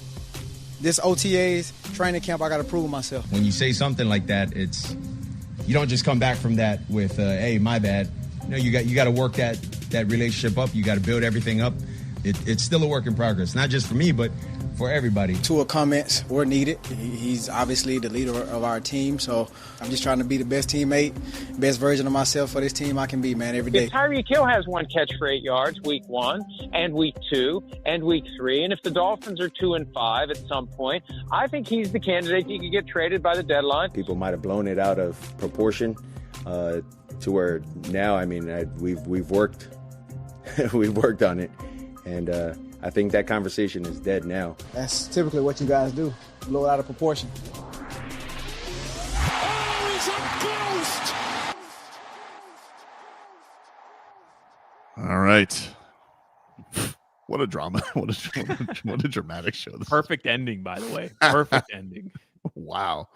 All right, Solana. So yeah, this is where we're at. We're at with this is what everybody is. I feel like this more even than Tua's health has been these two and the dynamic between them. It feels like it's fine. I don't know, but you would think that these guys are at each other's throats or a mistake away from being at each other's throats with the way that it's being portrayed outside of Miami.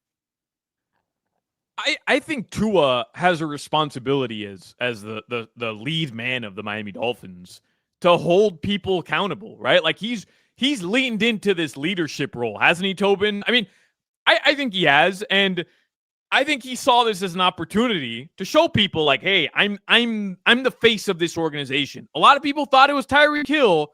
A lot of people thought the guy that was chasing 2,000 yards is the face of this organization.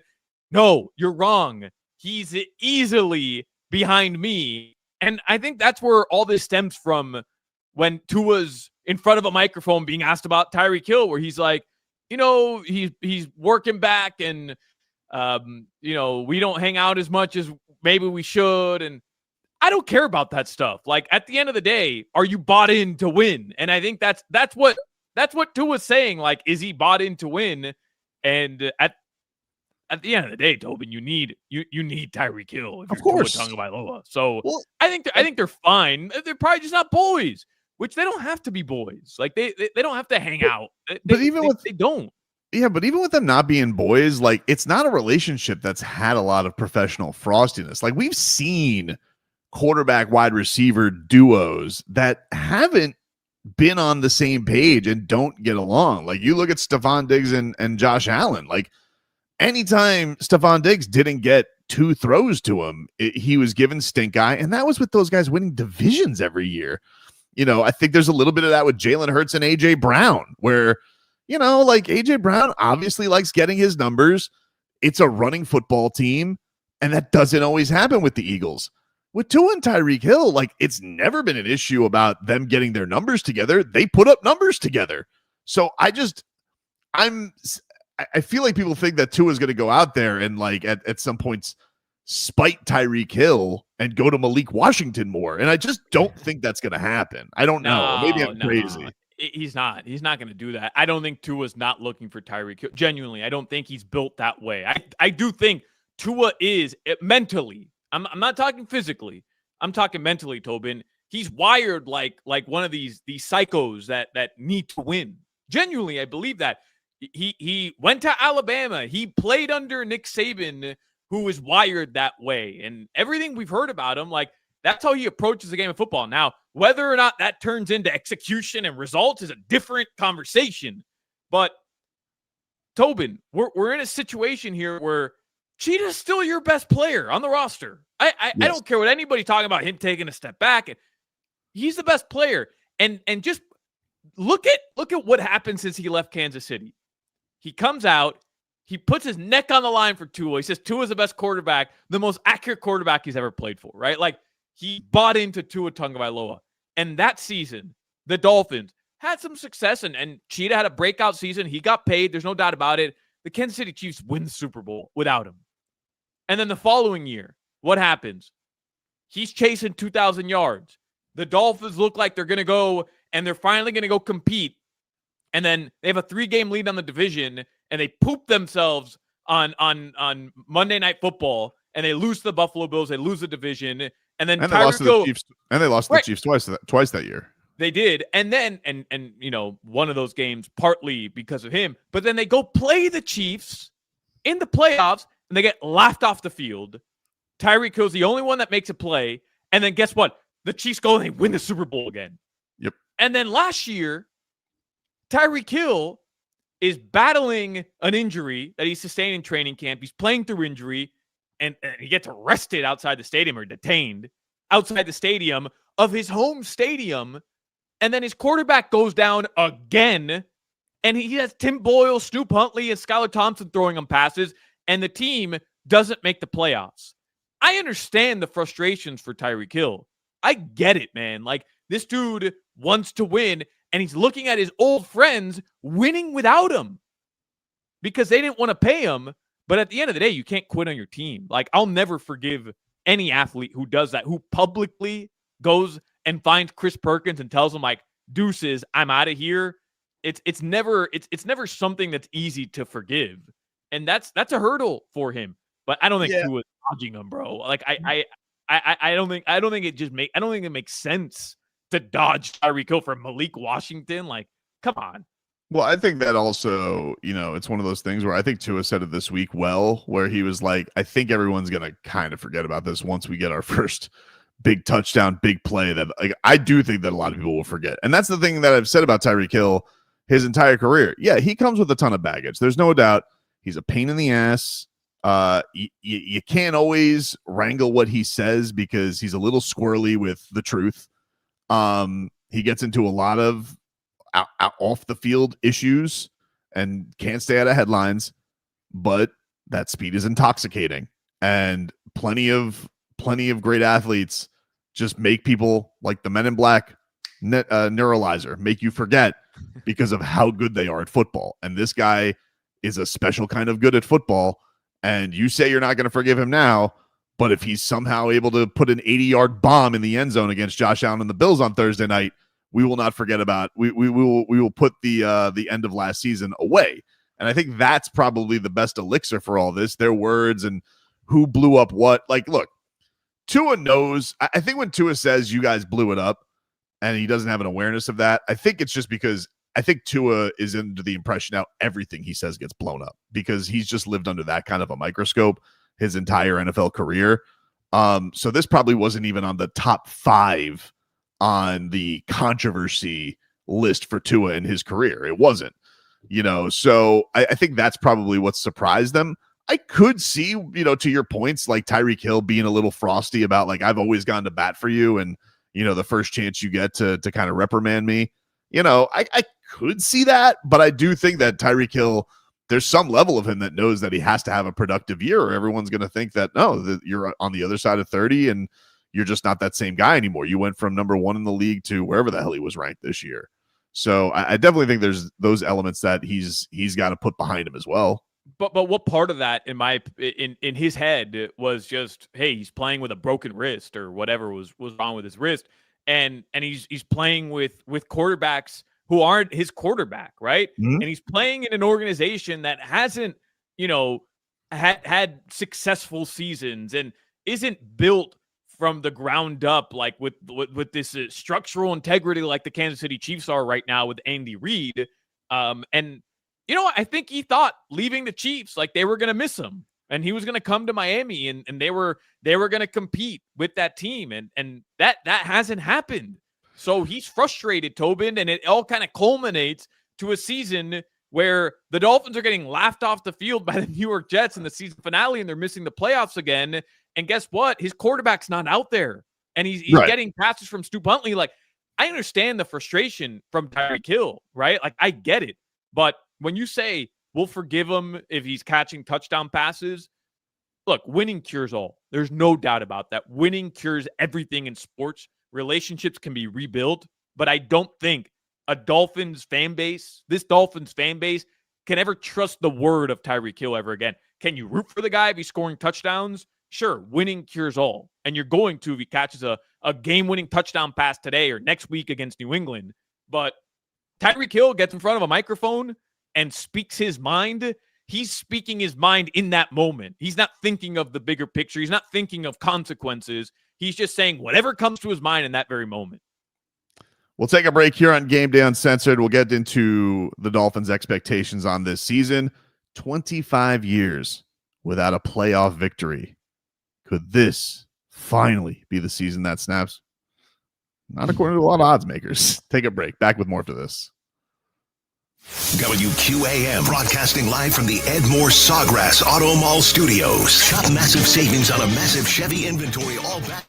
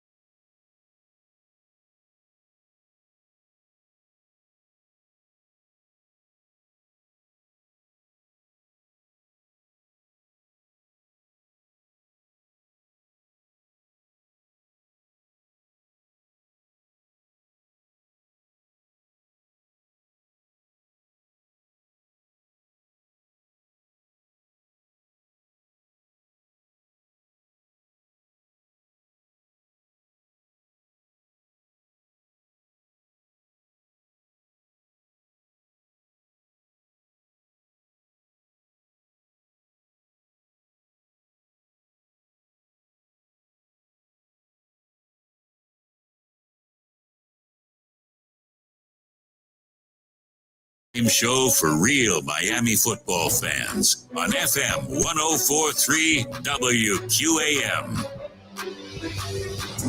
And welcome back, everybody. It's Game Day, Uncensored.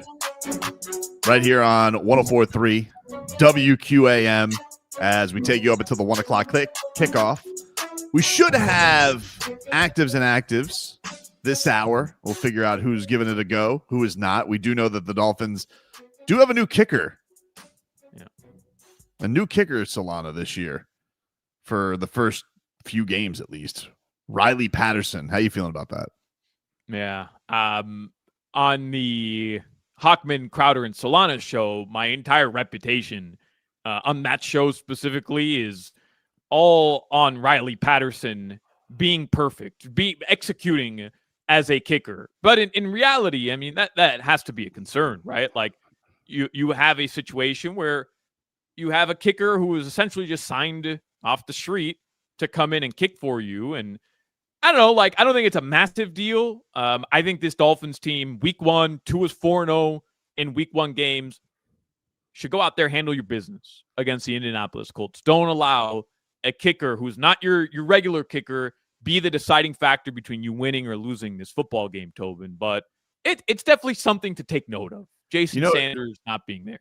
It is funny because I actually remember I was driving to Dirty Boxing, I think, and I remember you really going to bat for Riley Patterson, and I found it to be a strange island for you to put your flag into. Well, I do think my argument stands because I didn't know it was going to be Riley Patterson. But the day Jason Sanders goes down, Hawk and Crowder are talking like the season's over, and I'm saying, hey, the drop off between Jason Sanders, who had a great season last year, and he's a above average kicker, and he's been mostly great for the Dolphins. The drop off between Jason Sanders and whoever the Dolphins sign isn't as significant as they think. Like, it's not that Jason Sanders isn't a great kicker, but like, kickers are really good nowadays. They are. This is like the golden era of kicking. Everybody that gets signed to an NFL team or is on an NFL practice squad as a kicker can make 60-yard field goals. All of them can. The difference between the elite and the guys who aren't great is how consistent you are from 50 and 60 plus. I get that. But there's Tobin, correct me if I'm wrong. There's literally a chance today that Riley Patterson doesn't attempt a field goal. It's not likely, but it's possible. There's also a chance there's also a chance he attempts a lot of field goals. Yeah, there is. There is. But from 20, 30, and 40 yards, these guys are normally money. They're normally money. I was just making the argument that it's not that big of a But is he money? Like, I don't know. Like, I understand what you're saying, but even Jason Sanders in some ways is long in the tooth, right? Because, like, you are seeing guys. What I was saying. But he's not washed. It's not like he had Justin Tucker's year last year, although the year got worse for Justin Tucker. I don't think Jason Sanders, I don't think there's a problem with Jason Sanders being your kicker. I just wasn't under the impression, like Hawk and Crowder were, that Jason Sanders is this automatic from 50 plus, because we've seen him have bad years. We've seen him have seasons where he missed kicks that he should have been making. So I just don't think the drop off, like Tua goes down, the drop off between, and this goes for all 32 teams, the starting quarterback and the backup is significant. Your left tackle goes down. The drop off between the starting left tackle and the backup is significant. That's across the sport, right? The drop off between your starting middle linebacker and whoever the backup is significant. The drop off between starting kicker and backup kicker, there's a drop off, but it's not as significant compared to any other position in the sport. Well, I think one of the things that's frustrating about it is when you have something that, whether it's reliable or unreliable, you feel a level of comfort with it. Like, you didn't think it was going to be an issue going into the year. That's what it comes down to. It's like you have so many things to solve. It was like the Dolphins having to have 9 long snappers last year. Like, typically that's something that doesn't have to be an issue. It's miraculous the Dolphins had to go through that last year and they didn't actually have worse blunders for having as many long snappers as they did. But enough about Jason Sanders. You teed me up. You teed me up for to repeat that take again. How dare you, Tobin? Come on. You teed me up for that, man. It's been 25 years, Solana, without a playoff win. That's a generation. That's a generation without a playoff win. It's more than anybody else. I'm 31 years old, Tobin. I tell you this all the time. I'm 31 years old. I was 5 the last time the Miami Dolphins won a playoff game. Yep, it is crazy. This was Mike McDaniel. He says they don't feel pressure on the 25-year gap. That's incredible, but that's what he says. I think overall the core of the team really, it's a part of them that I think everybody knows that you, when push comes to shove, you'll have an opportunity down the stretch of the season for us to be right or wrong, or the naysayers to be right or wrong, and that acknowledgement is kind of liberating for actually doing what you'd like to do. So that they say we do mantra, it kind of applies throughout the entire course of the season. Regardless, there's always it's a high octane league, a lot of coverage, a lot of people care, and whether it's positive or negative, you have to be able to thrive in the noise, and for us to thrive in the noise of accomplishing something down the road, we're focused on what we're doing about it today, and that's why it's not coming up. Wow, man, he had more after that too. That's incredible. It's a lot of words, dude. It's a lot of words. The Dolphins, these are the AFC East odds for those who are interested. Buffalo is the overwhelming favorite, -300. The Patriots then at +500.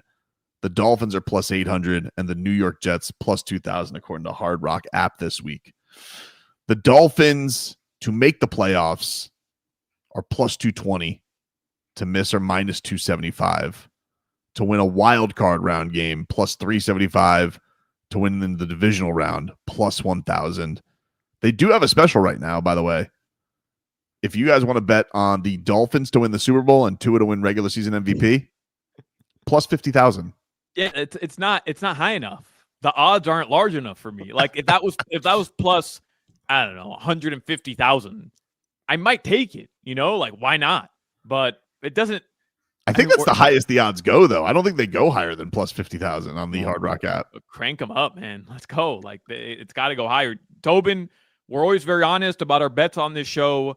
Yep. I bet about a month ago when these odds were released for the Dolphins, these like team futures, I bet for the Miami Dolphins, stage of elimination, wild card round at +375. So I think the Dolphins will get to the playoffs as a wild card team and lose in the wild card, as we've seen, right? First 2 years of Mike McDaniel. So I put that bet in. I put that bet in at +375. I like the odds.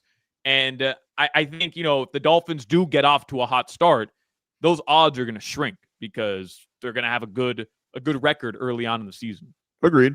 This was Tua. He was asked this week about what he feels a successful season would be. Here's what the Dolphins quarterback had to say. Make a successful season for you and the team. To win it.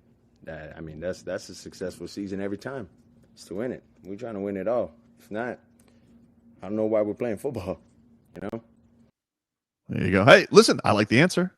I do like that from QB1. Did you see his Gatorade ad this week? Yeah, you sent me that. Very uncomfortable, just the entire thing. Just very staged, right? Obviously, but obviously staged. Yes, but that's not actually Tua's words or anything, right? Like that's Gatorade just being extremely cheesy with their social media campaign. Yeah, if you guys don't know what we're talking about, I'll throw this up. Tua did a Gatorade Instagram ad that was a DM. It said, Tua, week 1, what message are you sending? And Tua responds to Gatorade like they're having a friendly conversation. Time to show them who I am. And then he reposts this on his story and goes, let's show them Gatorade. And I was just like, it was just a little bit like, I'm like, it doesn't have to be so cheesy, it doesn't have to be so cheesy. I don't know. I was just like, and listen, I like Tua, I do, but I'm just like, time to show them who I am. Yeah, it's year 6, dude. I would hope so. Let's go. To be fair, he doesn't really like do social media, right? That's what he always says. He does not. I'm not on social media. Well, I don't believe him. That's also been a long running debate on this show with you, me, and Omar. I don't believe that he doesn't read social media. I don't believe that he doesn't read the comments. He doesn't listen to the stuff people are saying. And we know it's a lie because he called out Ryan Clark a season ago for calling him overweight. So he's obviously watching Ryan Clark on ESPN. But maybe I give Tua the benefit of the doubt here. This was all done by somebody, right? Like somebody he's paying to run his socials, and he doesn't even know about it. Do you think if the Dolphins do what you think they're going to do, which is get to the wild card round, which I think it's a fair expectation. I don't think it's a crazy thing where everybody's throwing this out.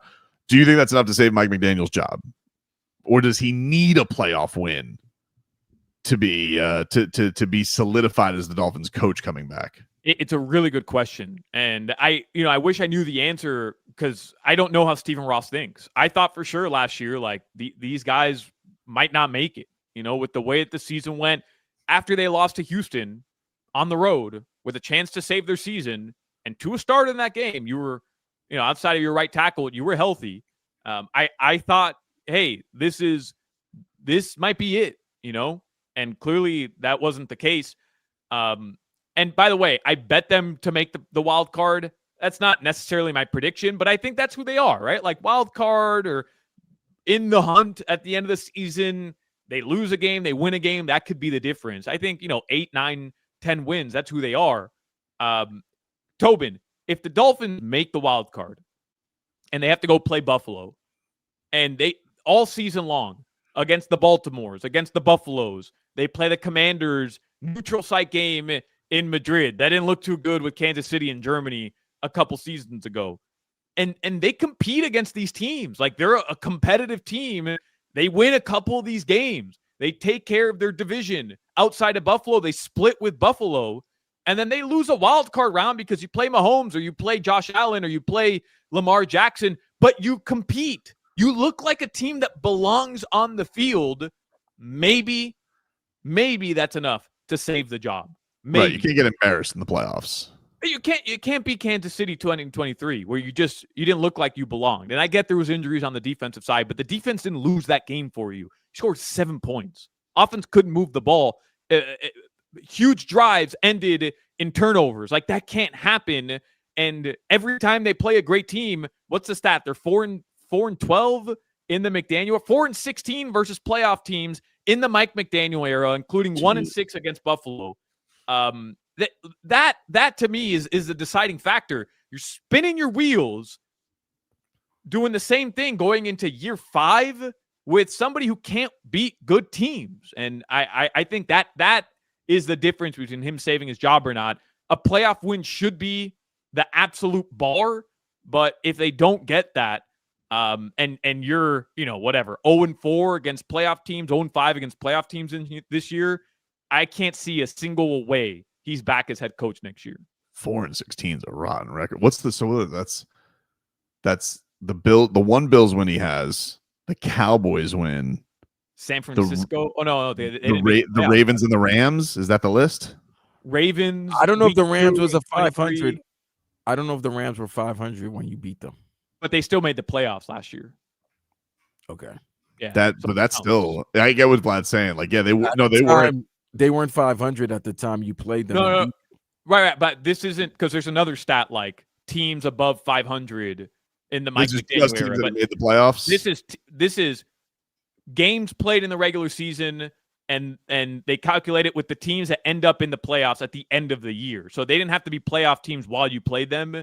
These are just teams that ended up being playoff teams. 4 wins, 16 losses over 3 years in the Mike McDaniel era. And yeah, it's the Baltimore. In week 2, it might have been the Chargers in 2023 also, or last year. Or what was that, 2022, when they played the Chargers and Tua went absolutely nuts? Yeah, I think that was 2 years ago. Yeah. I don't know if the Chargers made it because I think somebody got fired because then they hired Harbaugh. So I don't even know if that counts. Oh, man. Yeah. We'll take a break. We have our actives and actives. We'll get to that and see who's in, who's out. Omar Kelly's going to join us at the top of next hour. More Game Day Uncensored after this. Every Miami Hurricanes football game can be heard here. FM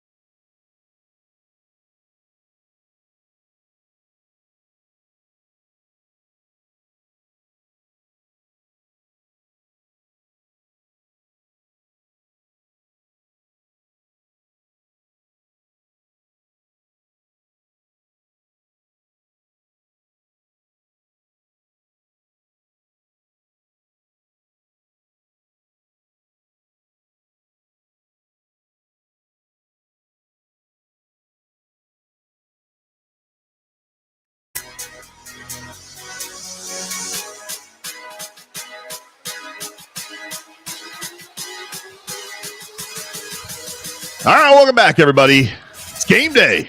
Uncensored here on 104.3 FM, WQAM. We take you guys up until kickoff here as the Dolphins and Colts kick off the season here. Lucas Oil Stadium, roof is open. It's a beautiful day in Indianapolis, which is saying something because that place sucks. So they got their roof open. Good for them.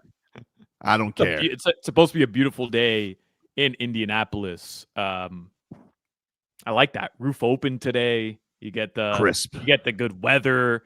This is perfect Miami Dolphins football weather, right? Like Tua Tagovailoa, Tyreek Hill, Mike McDaniel. This is when they thrive right here with this type of environment, this type of weather. Let us get to our actives and inactives, which is brought to you by JM Lexus. JM Lexus has the best team in the business, a 4.8 Google rating with over 22,000 reviews and counting. JM Lexus, West Sample Road and Margate. All right, here's who we got, Solana, for today. Your inactives for the Miami Dolphins. Jalen Wright, no surprise there. Ethan Bonner, no surprise there. He's dealing with the hamstring. Kendall Lamb, old friend who was brought in late into camp. He is inactive. Gang. Yep, Lamb gang indeed. Taj Washington, the young wide receiver, he is inactive for today's game. Zeke Biggers, the rookie defensive tackle, is inactive. Then, of course, Darren Waller, inactive for today's game, including Quinn Ewers, who is their emergency third QB. But no Darren Waller. We have not touched on the Darren Waller saga, Solana. I've been pretty steady on this from the moment they signed him. And I just see left football, retired. I was like, I'm going into this with very low expectations. I was not in this saying like, oh, they're going to find Jonnu Smith production from a guy because he's got a great relationship with Frank Smith. He returned to practice last week after basically missing all of training camp, doing whatever the hell he was doing. I didn't really even get that philosophy. I was like, he hasn't been doing anything. Why isn't he practicing? Right. Why are you slow playing? It didn't make any sense. And so you get the news this week that he's banged up. He didn't practice Wednesday and apparently got hurt trying to get ready for practice, hurt his hip. I don't know, man. I just don't see this thing going anywhere. I don't see him producing. If I'm wrong, I'm wrong. I'll be I want to be. I'm not rooting for this. I'll be happy to be wrong. I just didn't see this move from the outset. I'm like, this is so clearly a Hail Mary. If it works, awesome, but very likely it's not gonna work. Yeah, the second I saw the contract, Tobin, and it's $2 million. You kind of realize like, okay, this is basically the Dolphins, like super low risk, incredibly low risk, high reward. The bigger question is, hey, was this your plan from the beginning, Chris Greer, to supplement the lack of Jonnu Smith? And I think that's the bigger concern for me. Like, were the Dolphins saying, hey, we're going to trade Jonnu Smith, and our plan A is Darren Waller, who hasn't played in a year? That is wildly crazy if that was the plan from the very beginning, or at least that's just what the plan ended up being. I know there was a couple guys that the Dolphins were probably interested in from around the league, but ultimately, like, you're going into this season without Jonnu, who was easily your best target a season ago throughout the season, and with a starting tight end and Julian Hill. Look, man, like I understand he's more of a blocking tight end, and there are things he does well, but he's become a punchline by the fan base. Julian Hill. Unfortunate. That's a very concerning thing for me, especially given the nature of this receiving group, which has dealt with injury over the past year. Like, you want that safety net underneath. You want that safety net in a tight end. And I don't think the Miami Dolphins have it, Tobin. The idea that, they kept telling us they're slow playing him because they don't want his first reps to be against, in real competition in the preseason. We talked about it going into the final preseason game against the Jacksonville Jaguars. So the better option is to not have him practice at all until 1 week before the season and then throw him in the real thing. Can't wrap my head around how any of that makes sense. It didn't make any sense. And it's like you either signed an injured player or you were just so terrified about him getting hurt. And what was it for? He got hurt. What a shock. When you tried to dial him up for football, he wasn't ready for football. And I don't understand, they talked about this joint practice. Like, why wasn't he Solana? They don't do anything for the first 10 days of training camp. They run around in shorts. He can't run a route? Is it like he was that far off? It didn't make sense that they were handling it like that. And so they're like, oh, well, he's come out of retirement and we're okay. That's what the slow roll is for. And so if you want to sit him out and join practices, I understand that logic. That's fine. Okay, you don't want to play him against the Bears. There is a dozen practices where they don't hit each other, and he wasn't out there for any of those up until the very end. And when you finally tried to dial him up for football, 2 real practices, and that's it. That's all the body could take. He's supposed to get through an NFL season? Come on, man. Like that's crazy to me. I don't understand that. Because last year they threw a Hail Mary. They got very lucky with the Calais Campbell thing. And your only obstacle there was, Calais Campbell was old, but he was still productive the year beforehand. This guy didn't want to play football anymore. And now you're like, yeah, but he's got good. It seems like he's got his life together. That's awesome. Happy for him. Seems like he's got a good rapport with Frank Smith. Awesome. Happy for him. But he also walked away from the game. And I don't know what anybody was really expecting. Now, I could be looking super stupid in week 5 and he's catching fade routes and he's getting 50-50 balls and he's the best red zone target ever. But I just don't see it. And I'll rather be pleasantly surprised than have my expectations high and be let down. And that's where they are right now. It's hard to see that, though. It's hard to see, especially early on in the season. And don't forget, like, Jonnu Smith was slow out of the gate last year, too. So there's an opportunity here. Darren Waller gets healthy, and later on in the season, he's making an impact, and he's helping you win football games. Like, I'm all for it, man. I like that vision, but I don't see how anybody could genuinely expect that right now. And then Tobin, the first week he was finally activated off the PUP list. First 3 days where he was activated, he's doing mental reps.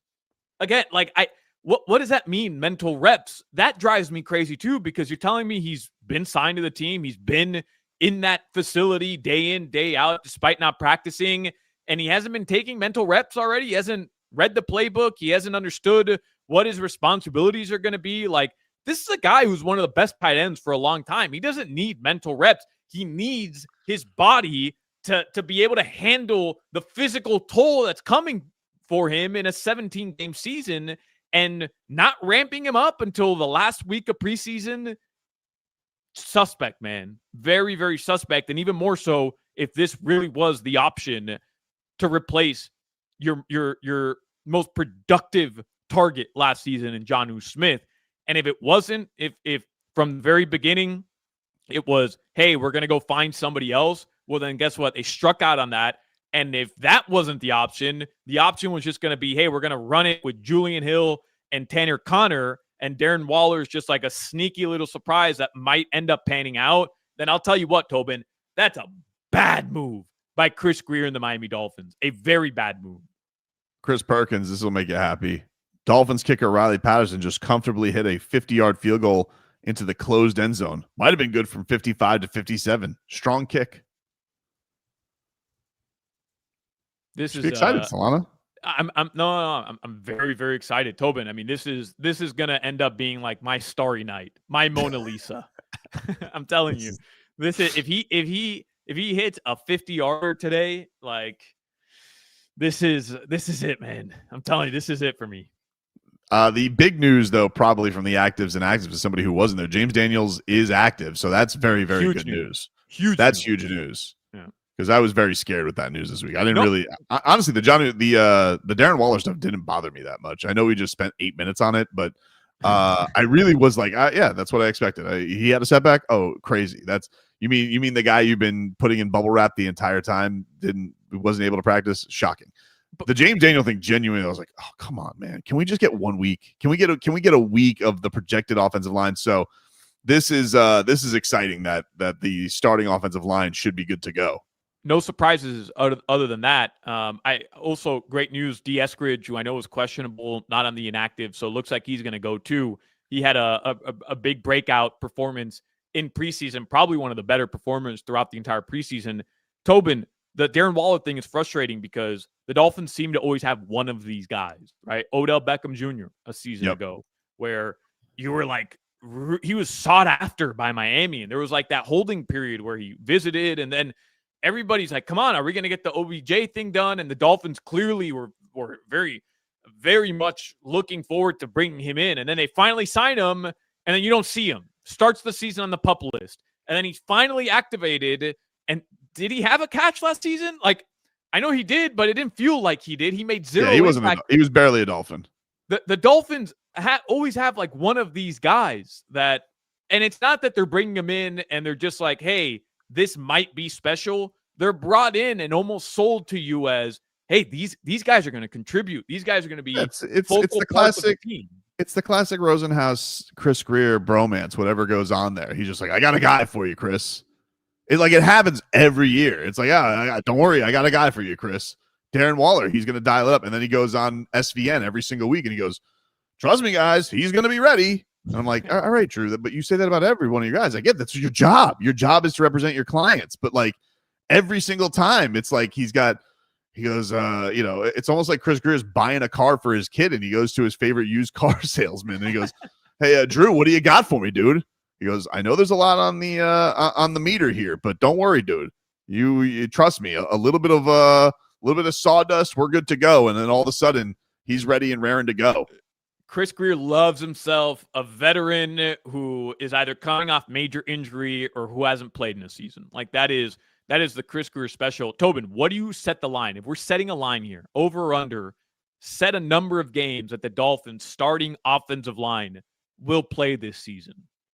Altogether, this starting offensive line from left to right, where you have Patrick Paul, the rookie, Jonah Savainaya, you have your center, and then to the right, it's going to be James Daniels today, and then Austin Jackson. Like, what are you setting the line at for the Miami Dolphins that they play? I know that the lean is to go pessimistic on this because you have a guy coming off a torn Achilles, and Austin Jackson has not been the most durable dude in the world. I don't know, Solana. Something tells me I feel like this is their due. I feel like this offensive line is due. They got a lot of youth on there, especially on that left side.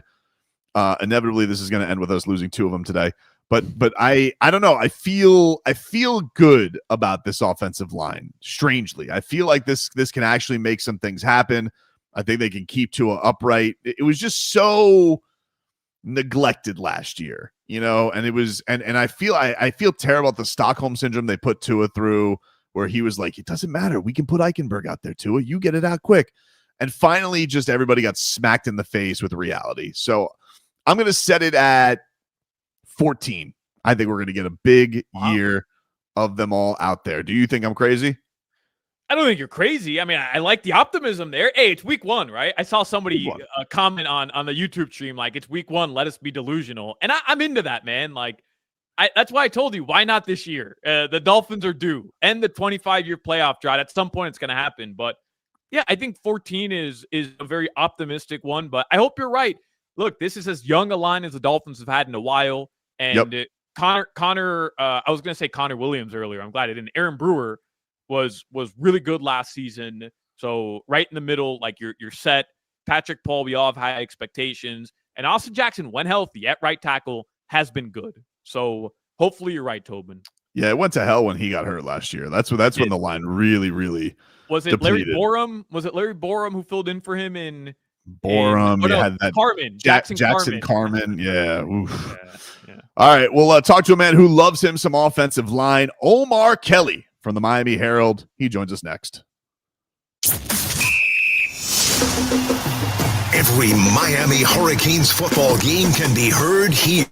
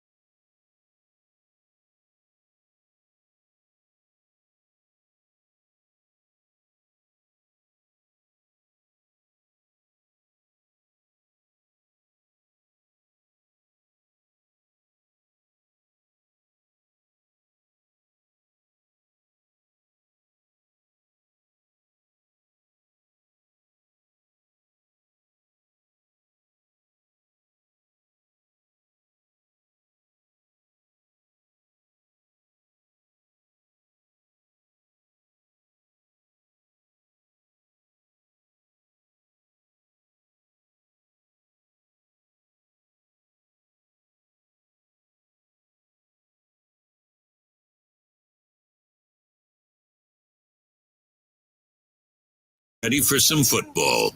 The Dolphins open their season today versus the Colts in Indianapolis. It's been a long offseason, and everyone's watching to see what the Dolphins will bring to the table. Coach McDaniel is ready to get started. Week one's always fun because have you guys ever noticed that results don't match preseason predictions?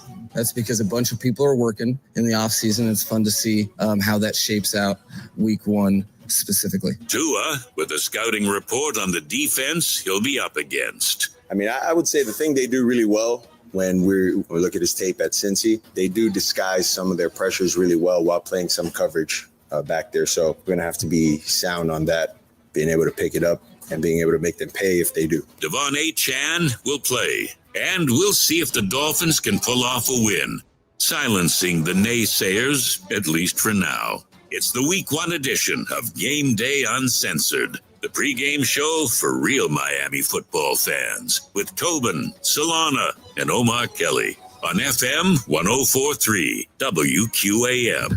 Miami's sports leader. Game Day Uncensored on FM 104.3 WQAM is brought to you by the Lexus Golden Opportunity Sales Event. Get offers on select models now through September 2nd. Learn more at Lexus.com. By Edmore Sawgrass Cadillac. Shop over 22 acres of Cadillacs built for luxury and performance at Edmore Sawgrass Cadillac. Start your game-winning drive today at Edmore Sawgrass Cadillac. EdmoreSawgrassCadillac.com. And by JM Lexus. JM Lexus has the best team in the business. A 4.8 Google rating with over 22,000 reviews and counting. JM Lexus, West Sample Road, Margate.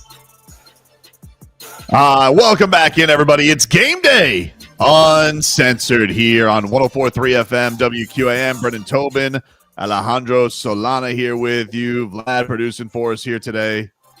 Vlad's mocking me during the break because I'm still keeping up with Eurobasket. I was out, Vlad. I was out on Eurobasket completely after yesterday's heartbreak of Serbia losing to Finland. But I just happened to see on Twitter that Luka was going crazy against Italy, which was the Heat's last hope.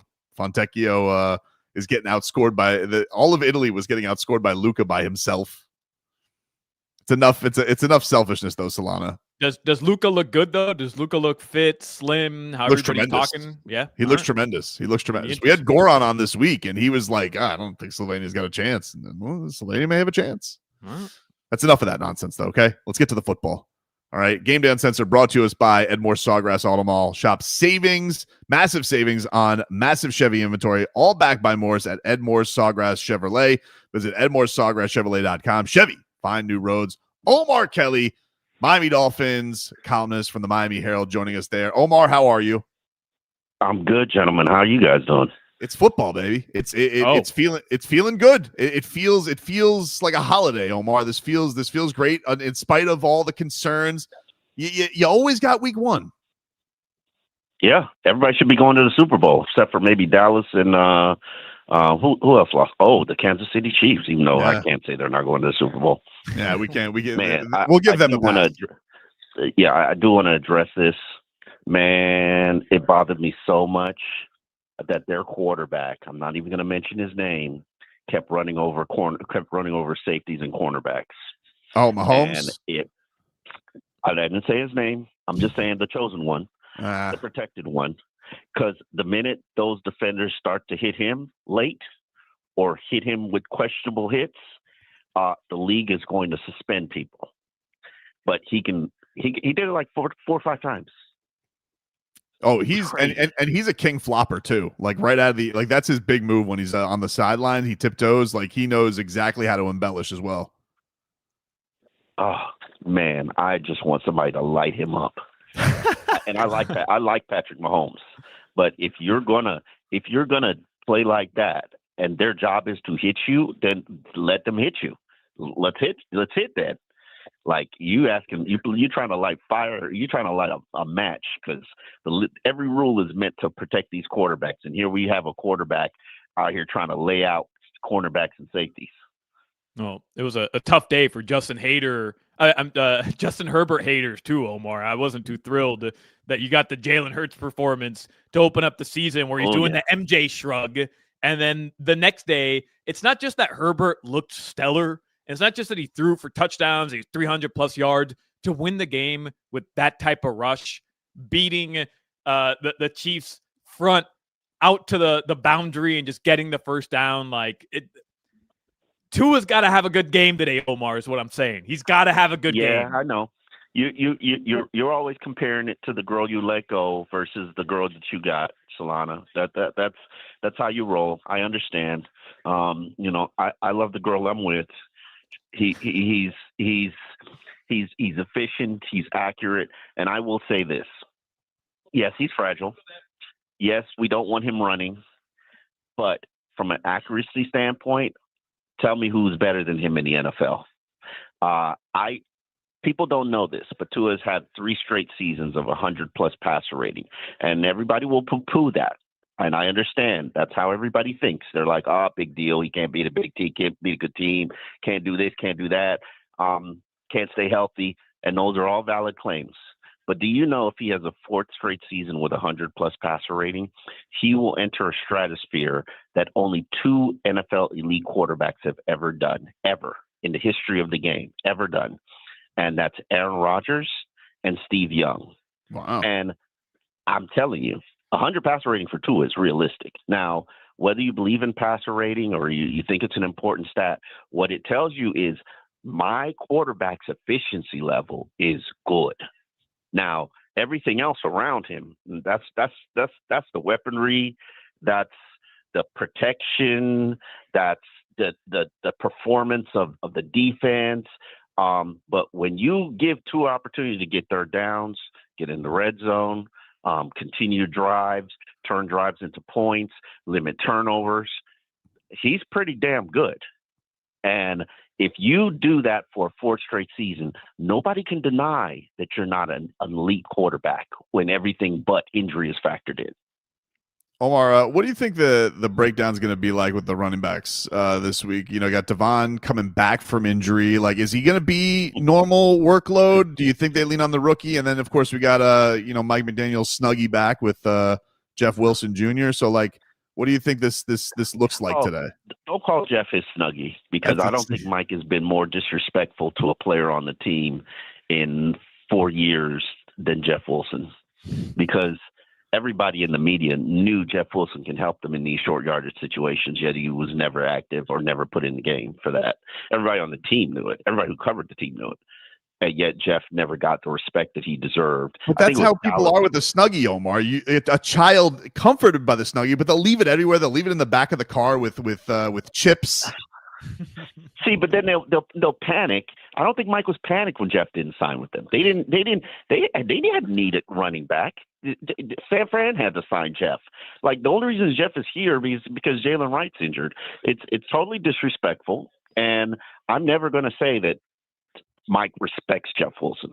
Mike's, I guess, comforted by the presence of Jeff Wilson, but I'm sorry. You should give this man some opportunity in these short yardage situations. Yeah, you got Ollie Gordon, and that's going to be your new favorite toy, and you want to play with the new toys. But what about the toys that have always comforted you? Like my Voltron. I still have my Voltron toys to this day. To this day. You know why? Because they're special to me. Mike doesn't treat Jeff Wilson like he's special. I don't know about that, Omar, because I remember one of my favorite toys. I don't know if it's a toy. I guess technically it's a mode of transportation, like my scooter growing up. And I still have that tucked away in my garage, but the screws are all rusted, Omar. The wheels are basically beaten down. And now you can get new wheels. Now off Amazon, I can buy a motorized scooter, a scooter that just looks great while I'm riding it. Like, Ollie Gordon is that shiny new toy because he runs hard, man. And we all fell in love with him, not because they drafted him, but because what we saw in preseason. Like, I think he's ready to go here in a role in the McDaniel scheme. I cannot deny that based on what I saw in the preseason. I cannot deny that.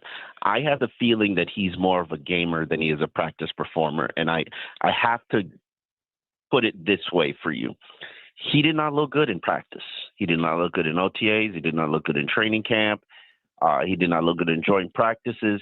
Then we got to the game and it's like, oh, who is this guy? And I feel like the team has the same feeling. Because I could tell you, there was no question, no doubt. He was the fourth running back on the roster, and maybe I would have given him third because I really wasn't a fan of what Jalen Wright was doing. But he was the fourth running back on the roster, and he was not pushing for playing time. Then you see him in the exhibition season, you're like, oh, who the hell is this? Hands, can pass protect, runs with power.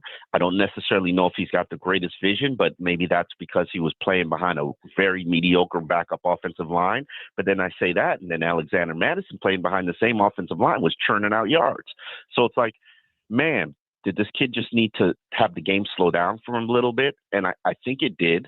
To me, I see more of a 60-40 split.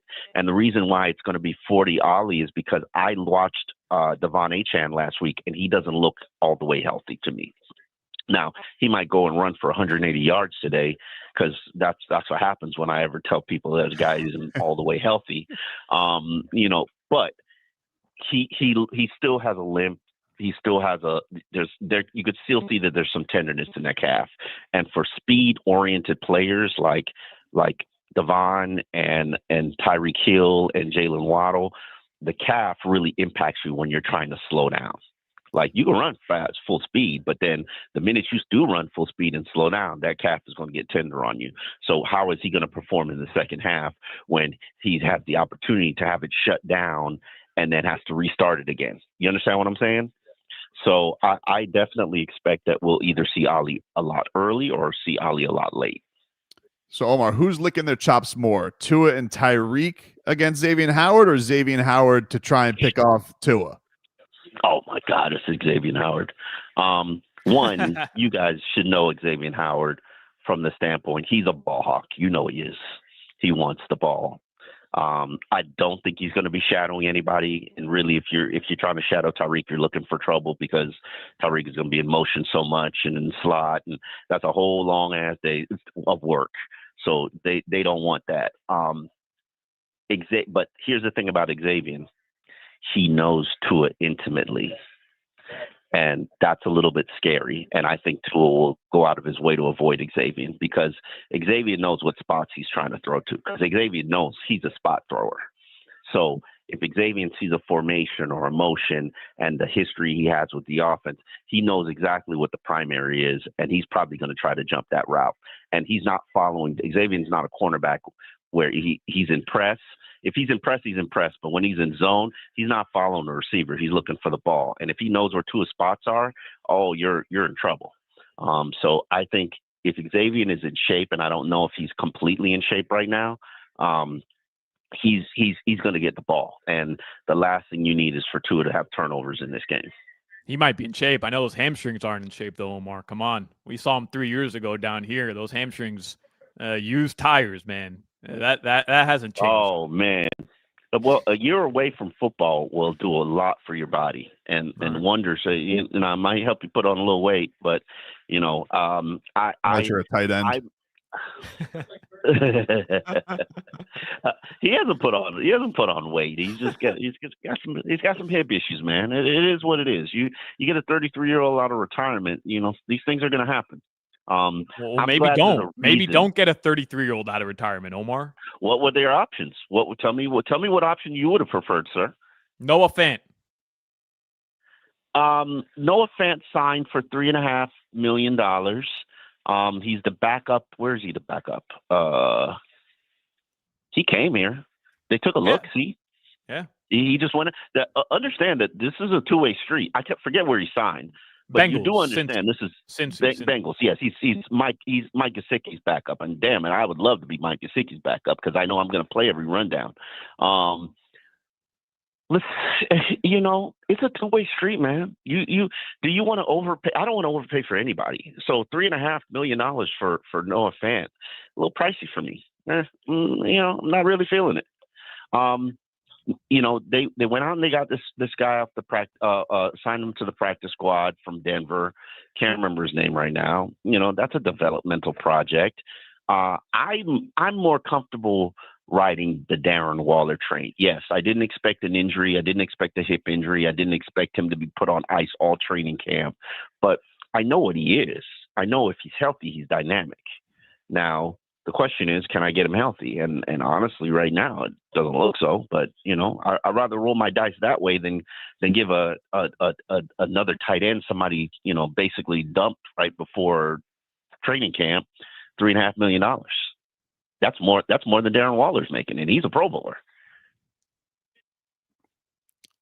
Omar, is there a young guy playing today you're a little concerned about? Like, are they going to lean on him, and you're just like, I don't know if this kid's ready? Don't share this with anybody, but I'm not necessarily a Jonah Savanaya fan. Oh man. I do see they're able to run with power from the left side, and that's encouraging. But when you watch the film, he's getting a lot of help from a lot of people. And I like my left guard to be able to do his job on his own. Just me personally. To that point, Omar, Tobin and I were just spitballing a little bit earlier in the show. Good news, obviously, regarding James Daniels. He's going to end up playing today. Yeah. I don't know, exactly how 100% he is or how healthy he is, but I think just him being out there is good, especially given your words to us and on QAM in the morning with Joe in Hollywood about how much you don't like the depth on the offensive line in Miami. Yeah. What would you put if you had to set a line of games played by this starting offensive line from left to right? Paul, Savinaya, Brewer, good question. James Daniels, and then Austin Jackson. I would set a line at 6.5. I think they'll probably pick 6.5 together. That's 12 short then, or 8 short than Tobin. I was trying to be optimistic, Omar. I was like, this is the year. Yeah, I mean, that's a very good question because tremendous question. That's what I do, Omar. That's why they pay me the big bucks. Yeah, I see this. Because I say this all the time, and it annoys people, and it probably annoys Chris Greer. Because that comment about, you guys are more concerned about the offensive line than we are, that was directed at me. I take full responsibility for it. I'm not taking claim or ownership of it, but I've been in that booty for about 7 years about the offensive line, if not longer. Your offensive line is only going to be as good as its weakest link. You don't even have Liam Eichenberg as your weakest link right now. And I can tell you, Liam Eichenberg is twice as good as all these backups.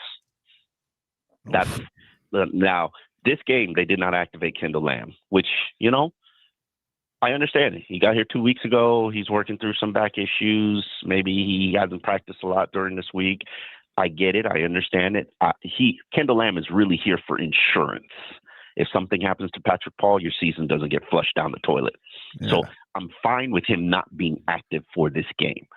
But when I tell you right now, if you thought Liam Eichenberg was bad, wait until you see Larry Borum.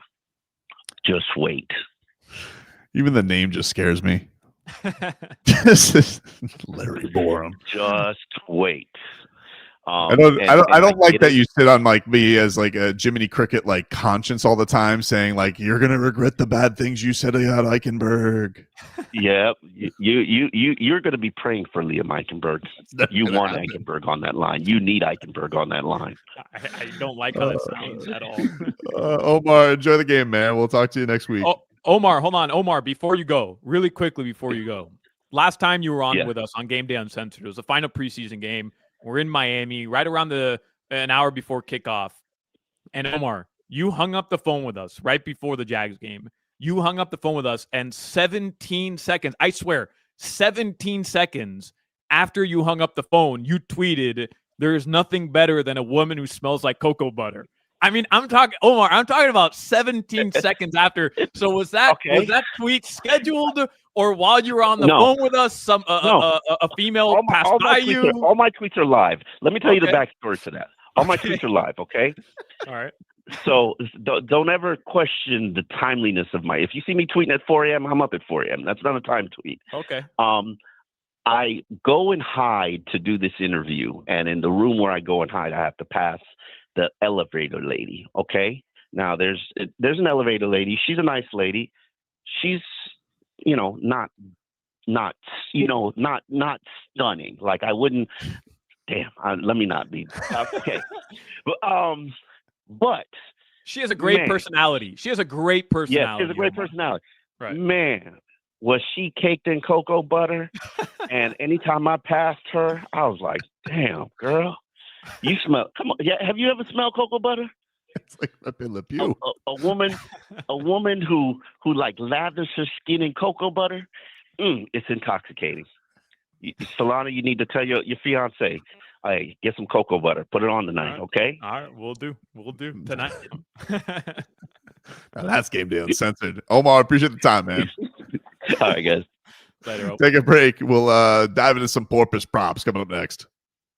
Odyssey and WQAM present I'm Listening, a special broadcast event featuring some of the biggest names in music, news, and sports.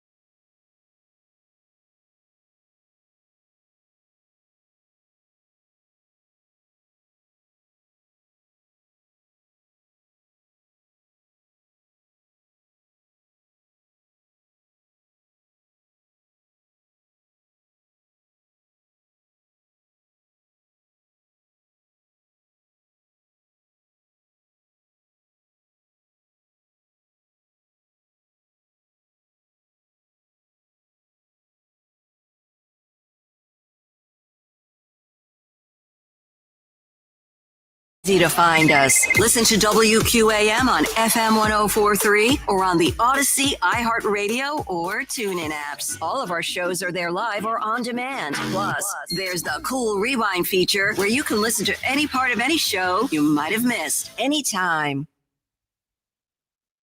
Time now for more Game Day Uncensored, the pregame show for real Miami football fans on FM 1043 WQAM.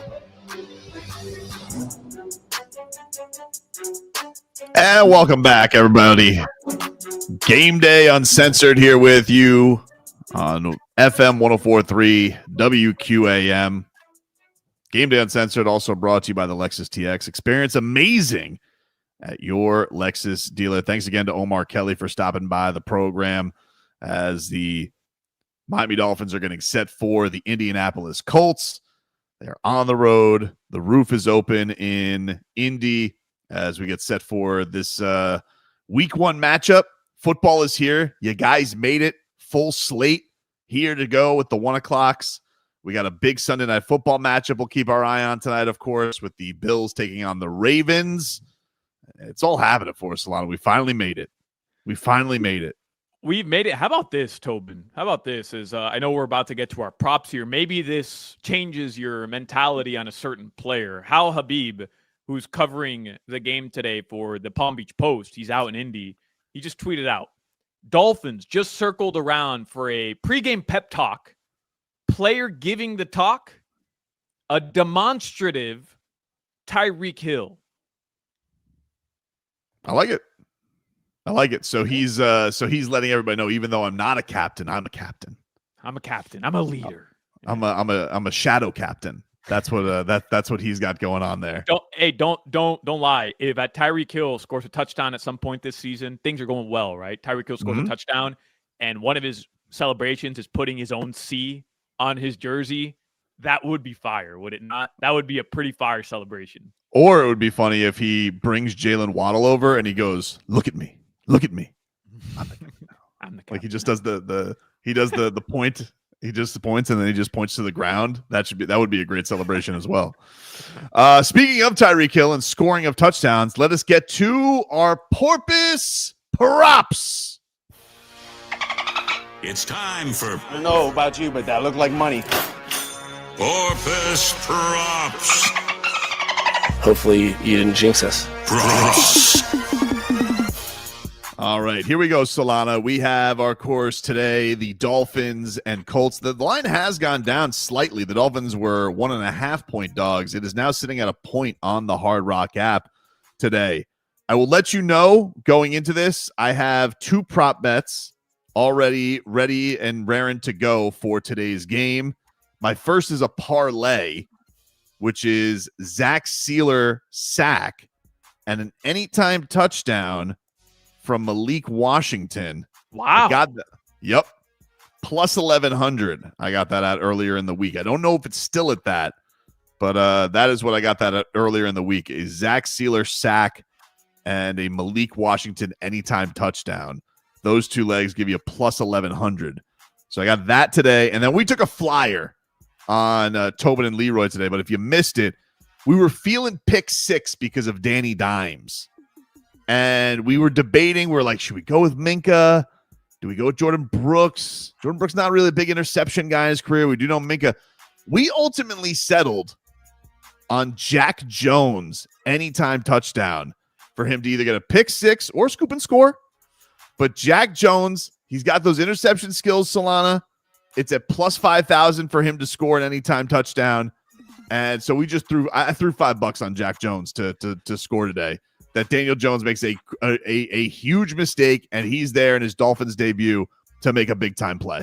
Yeah, I'm not wasting money on that. And at the very least, Tobin, you're Don't only say I'm wasting money. Don't do that. That's throwing money away. And at the very least, that's only one player to get a pick 6. Hawk all week has been throwing around the parlay he put in, or the special he put in, Jack Jones and Storm Duck, both to get pick 6s in this game. He got a plus 50,000, and he threw a flyer on it as well. I'm not buying any of those, but I do like the fact I do love your Malik Washington parlay with Zach Sealer. Sealer to get a sack, Malik Washington to get a score. I like that. I might tell you on that if it's still available. Storm Doug just to get a pick today is plus 900. Jack Jones is plus 750. Minka is the favorite for the Dolphins, plus 650. But I don't know. I felt like Minka was the obvious play there. I was trying to find somebody, else, and we ended up with Jack Jones. Julian Hill. I know a lot of people are wondering, am I going to bet on Julian Hill? I am not. He's only a plus 425 today for anytime touchdown. That's just not enough juice for me. Your long odd scorers for the Dolphins. You got Alec Ingold plus 1100, Tanner Connor plus 900, Jeff Wilson in his Dolphins return plus 850, Tua to get a rushing touchdown plus 750. We haven't talked about his rushing props at all. I think it was I think it was a yard and a half. It was 2.5 earlier this week. Is it down to a yard and a half? I think it's down. I'll double check it right now. But Tua's over under right now is set at 1.5 yards. See, here's the thing. I believe Tua will take off at some point. He wants to prove that he's not fragile. I know, Vlad, I see you laughing, but here's the thing. He wants to prove that he's not fragile. He's tired of everybody thinking of him as like this fragile little puppy that don't leave the pocket right now. I'm with you. I don't want him to. But man, he wants to prove everybody wrong. And Tobin, he's shown us. He came back after being on the injured reserve with another concussion against Arizona and took off. Like, he's not afraid of it. But if the Dolphins do win, which I'm expecting them to be up in this game, a couple kneel downs could that's really what I'm kill saying. your parlay at the end of the game. So, like, if he has 6 bet. yards, rushing and they win, and he's taking a knee, that's like 2 yards back. He's going. So that 6 yards rushing becomes 0. I don't like that. I don't know, but that 1.5 is tempting. It's scary, man. It's scary. Tobin, by the way, you mentioned the Dolphins are +1, right? +1, but they're -110. So if you're not used to betting, you've got to bet $110 to win 100. But Dolphins money line is +100. It's even money at +100. If you feel like the Dolphins are going to win this game, forget getting a point. Just bet them outright at even money. I think that's a good bet right there for anybody who genuinely believes the Dolphins are just a better team, superior roster, and are going to win this game. And don't forget, Tua, as a starting quarterback, week 1 is 4-0, and his stats are really good. You want a Tua long shot before we wrap things up here? Yeah.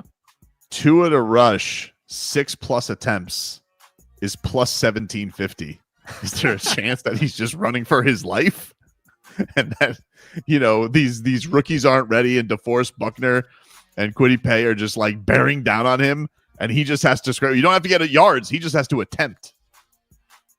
6+ rush attempts. Man, that's enticing too, man. I don't know why, but it low-key kind of is. Very enticing. I think I might throw $5 on it. Wait, so who's our guy this year? We always have a guy. It's been Julian Hill for the past 2 years, and we're constantly getting burned on Julian Hill.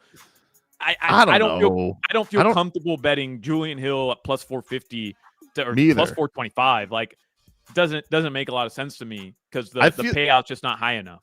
I think my move this year is just going to be throwing Malik Washington in a bunch of parlays like I did with the defense. I think that's going to be my move. All right.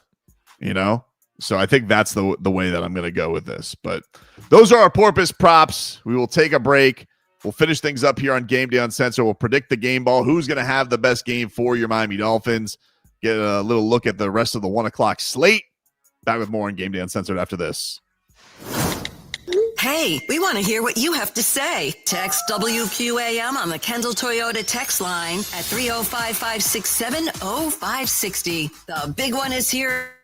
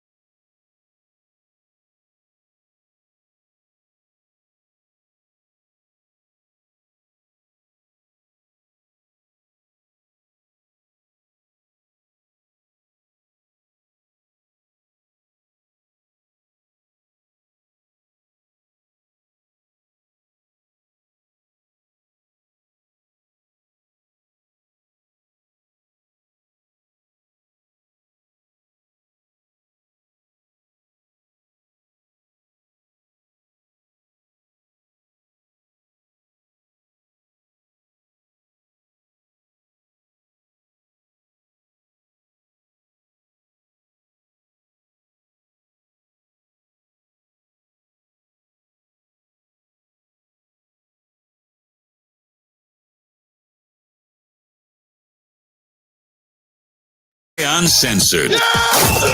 The pregame show for real Miami football fans on FM 1043 WQAM.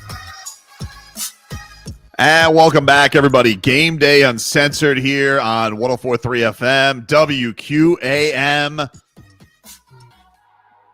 Good to have another edition of Game Day Uncensored come your way here for the 2025 season. Dolphins and Colts. I took the Tua bet. Just threw a flyer on it. Let's just have some fun. We're having fun. Okay. All right, I bet it. I bet Tua to record 6+ rush attempts. Plus 1750. And then I bet Ingold anytime touchdown. That's why I told you to start the show. I'm riding with it. And I bet Devon Achan first touchdown score. That's I like a little that. prelude to our game ball segment. I like Devon Achan first touchdown score. Well, let's get to Predict the Game Ball, which is our player to watch, brought to you by the Lexus TX. Room for all your passions in 3 rows of luxurious comfort. Experience amazing at your Lexus dealer. All right, Solana, let's predict the game ball. If the Dolphins win today, who do you think has a big game for them? I told you, I think Devon Achan, and this isn't a hot take. Devon Achan is a tremendous talent and obviously a massive part of the success of this team, but he's held out of training camp, held out of practices, held out of preseason games, just being extra cautious because of that lower body injury. I think, this is the game where you get to see the Dolphins try to get into that rhythm where Tua's connecting to Waddle and to Tyreek, but that rhythm with Devon Achan is there. As long as that offensive line is able to create a little bit of separation, he should be able to, with those zone reads, whether he gets outside the tackles as well, to just be Devon Achan, to be electric in the backfield. We know he's capable of it, but I also think Tua checkdowns to Devon Achan is a huge part of this offense. I think Devon Achan today, another breakout performance for him for the Dolphins. I'm going to go on the other side of the football, and I'm going to go with the birthday boy. Sealer it on up. I'm going to go with Zach Sealer. I feel like he's going to wreak havoc. He said when he was wearing his Aqua Cowboy hat that this year is going to blow last year out of the water. And I know Zach Sealer, his word is oak because he's a man. And so if Zach Sealer says that this year is going to blow last year out of the water, I believe him. I think that he's going to have a monster day out there for the Miami Dolphins. We're all going to be sealering it on up in our living rooms, excited to see what kind of havoc he can wreak on the Indianapolis Colts. And that's who I'm going with for my game ball today. I feel like there's going to be some pain delivered by Zach Sealer today. I love it. Have you bought an Aqua Cowboy hat yet? Like, I'm surprised you're not doing this pregame show with your Aqua Cowboy hat. Cowboy hats are not cheap. Cowboy hats, a real cowboy hat, a real Stetson, or whatever the hell he got his. I think he said like that they got those last year when the bull riding people were in town, and they had to do like 9 shades to get it that perfect aqua. So I don't think one can just get an Aqua Dolphins hat willy-nilly anywhere they want.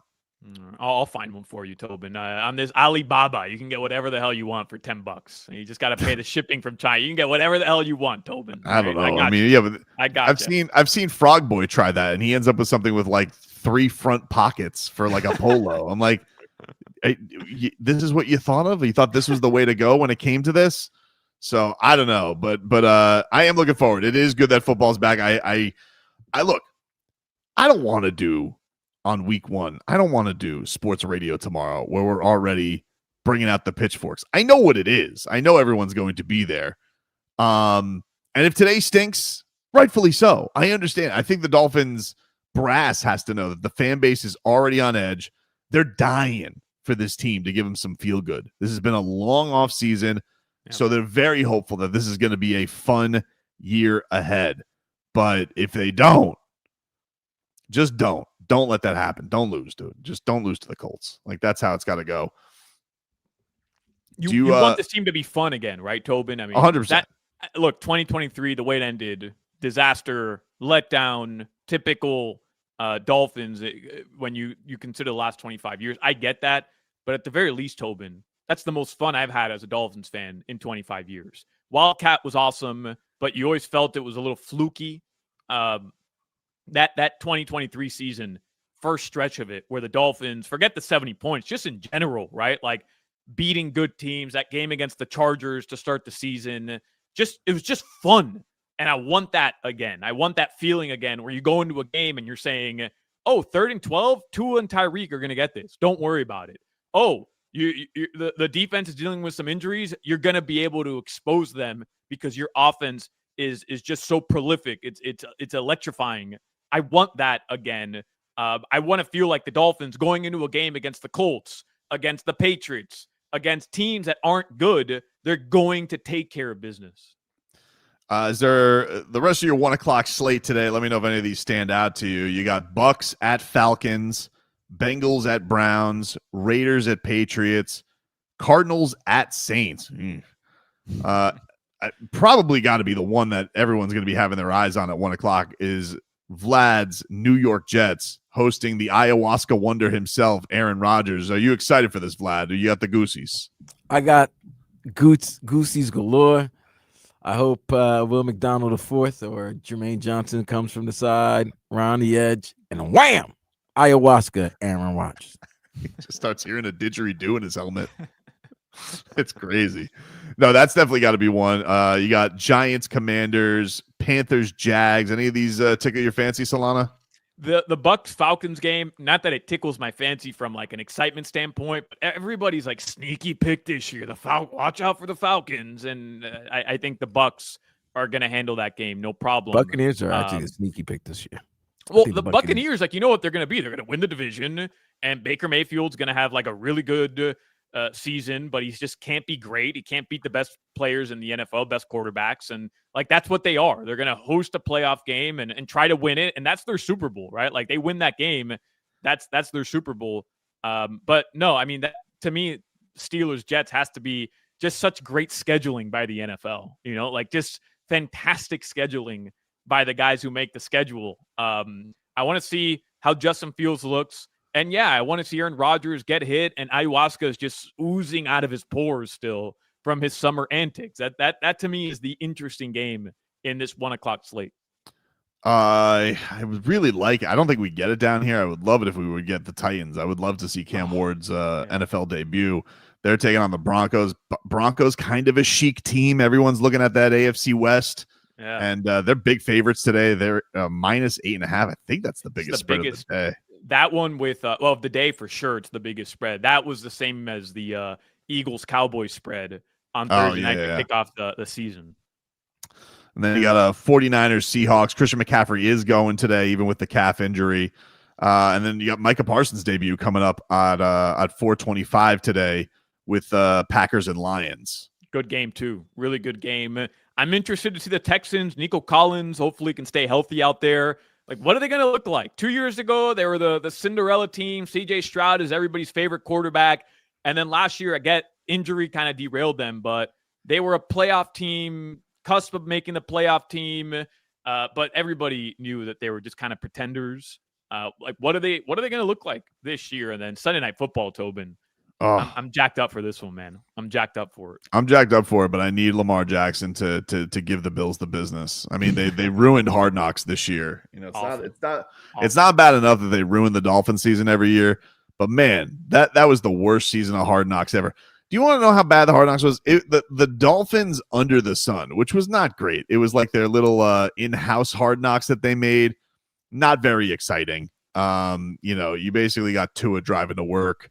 A little of Mike McDaniel mic'd up, but that was like, you know, but that was way more captivating than any piece of crap they threw up on Hard Knocks this year for the Bills.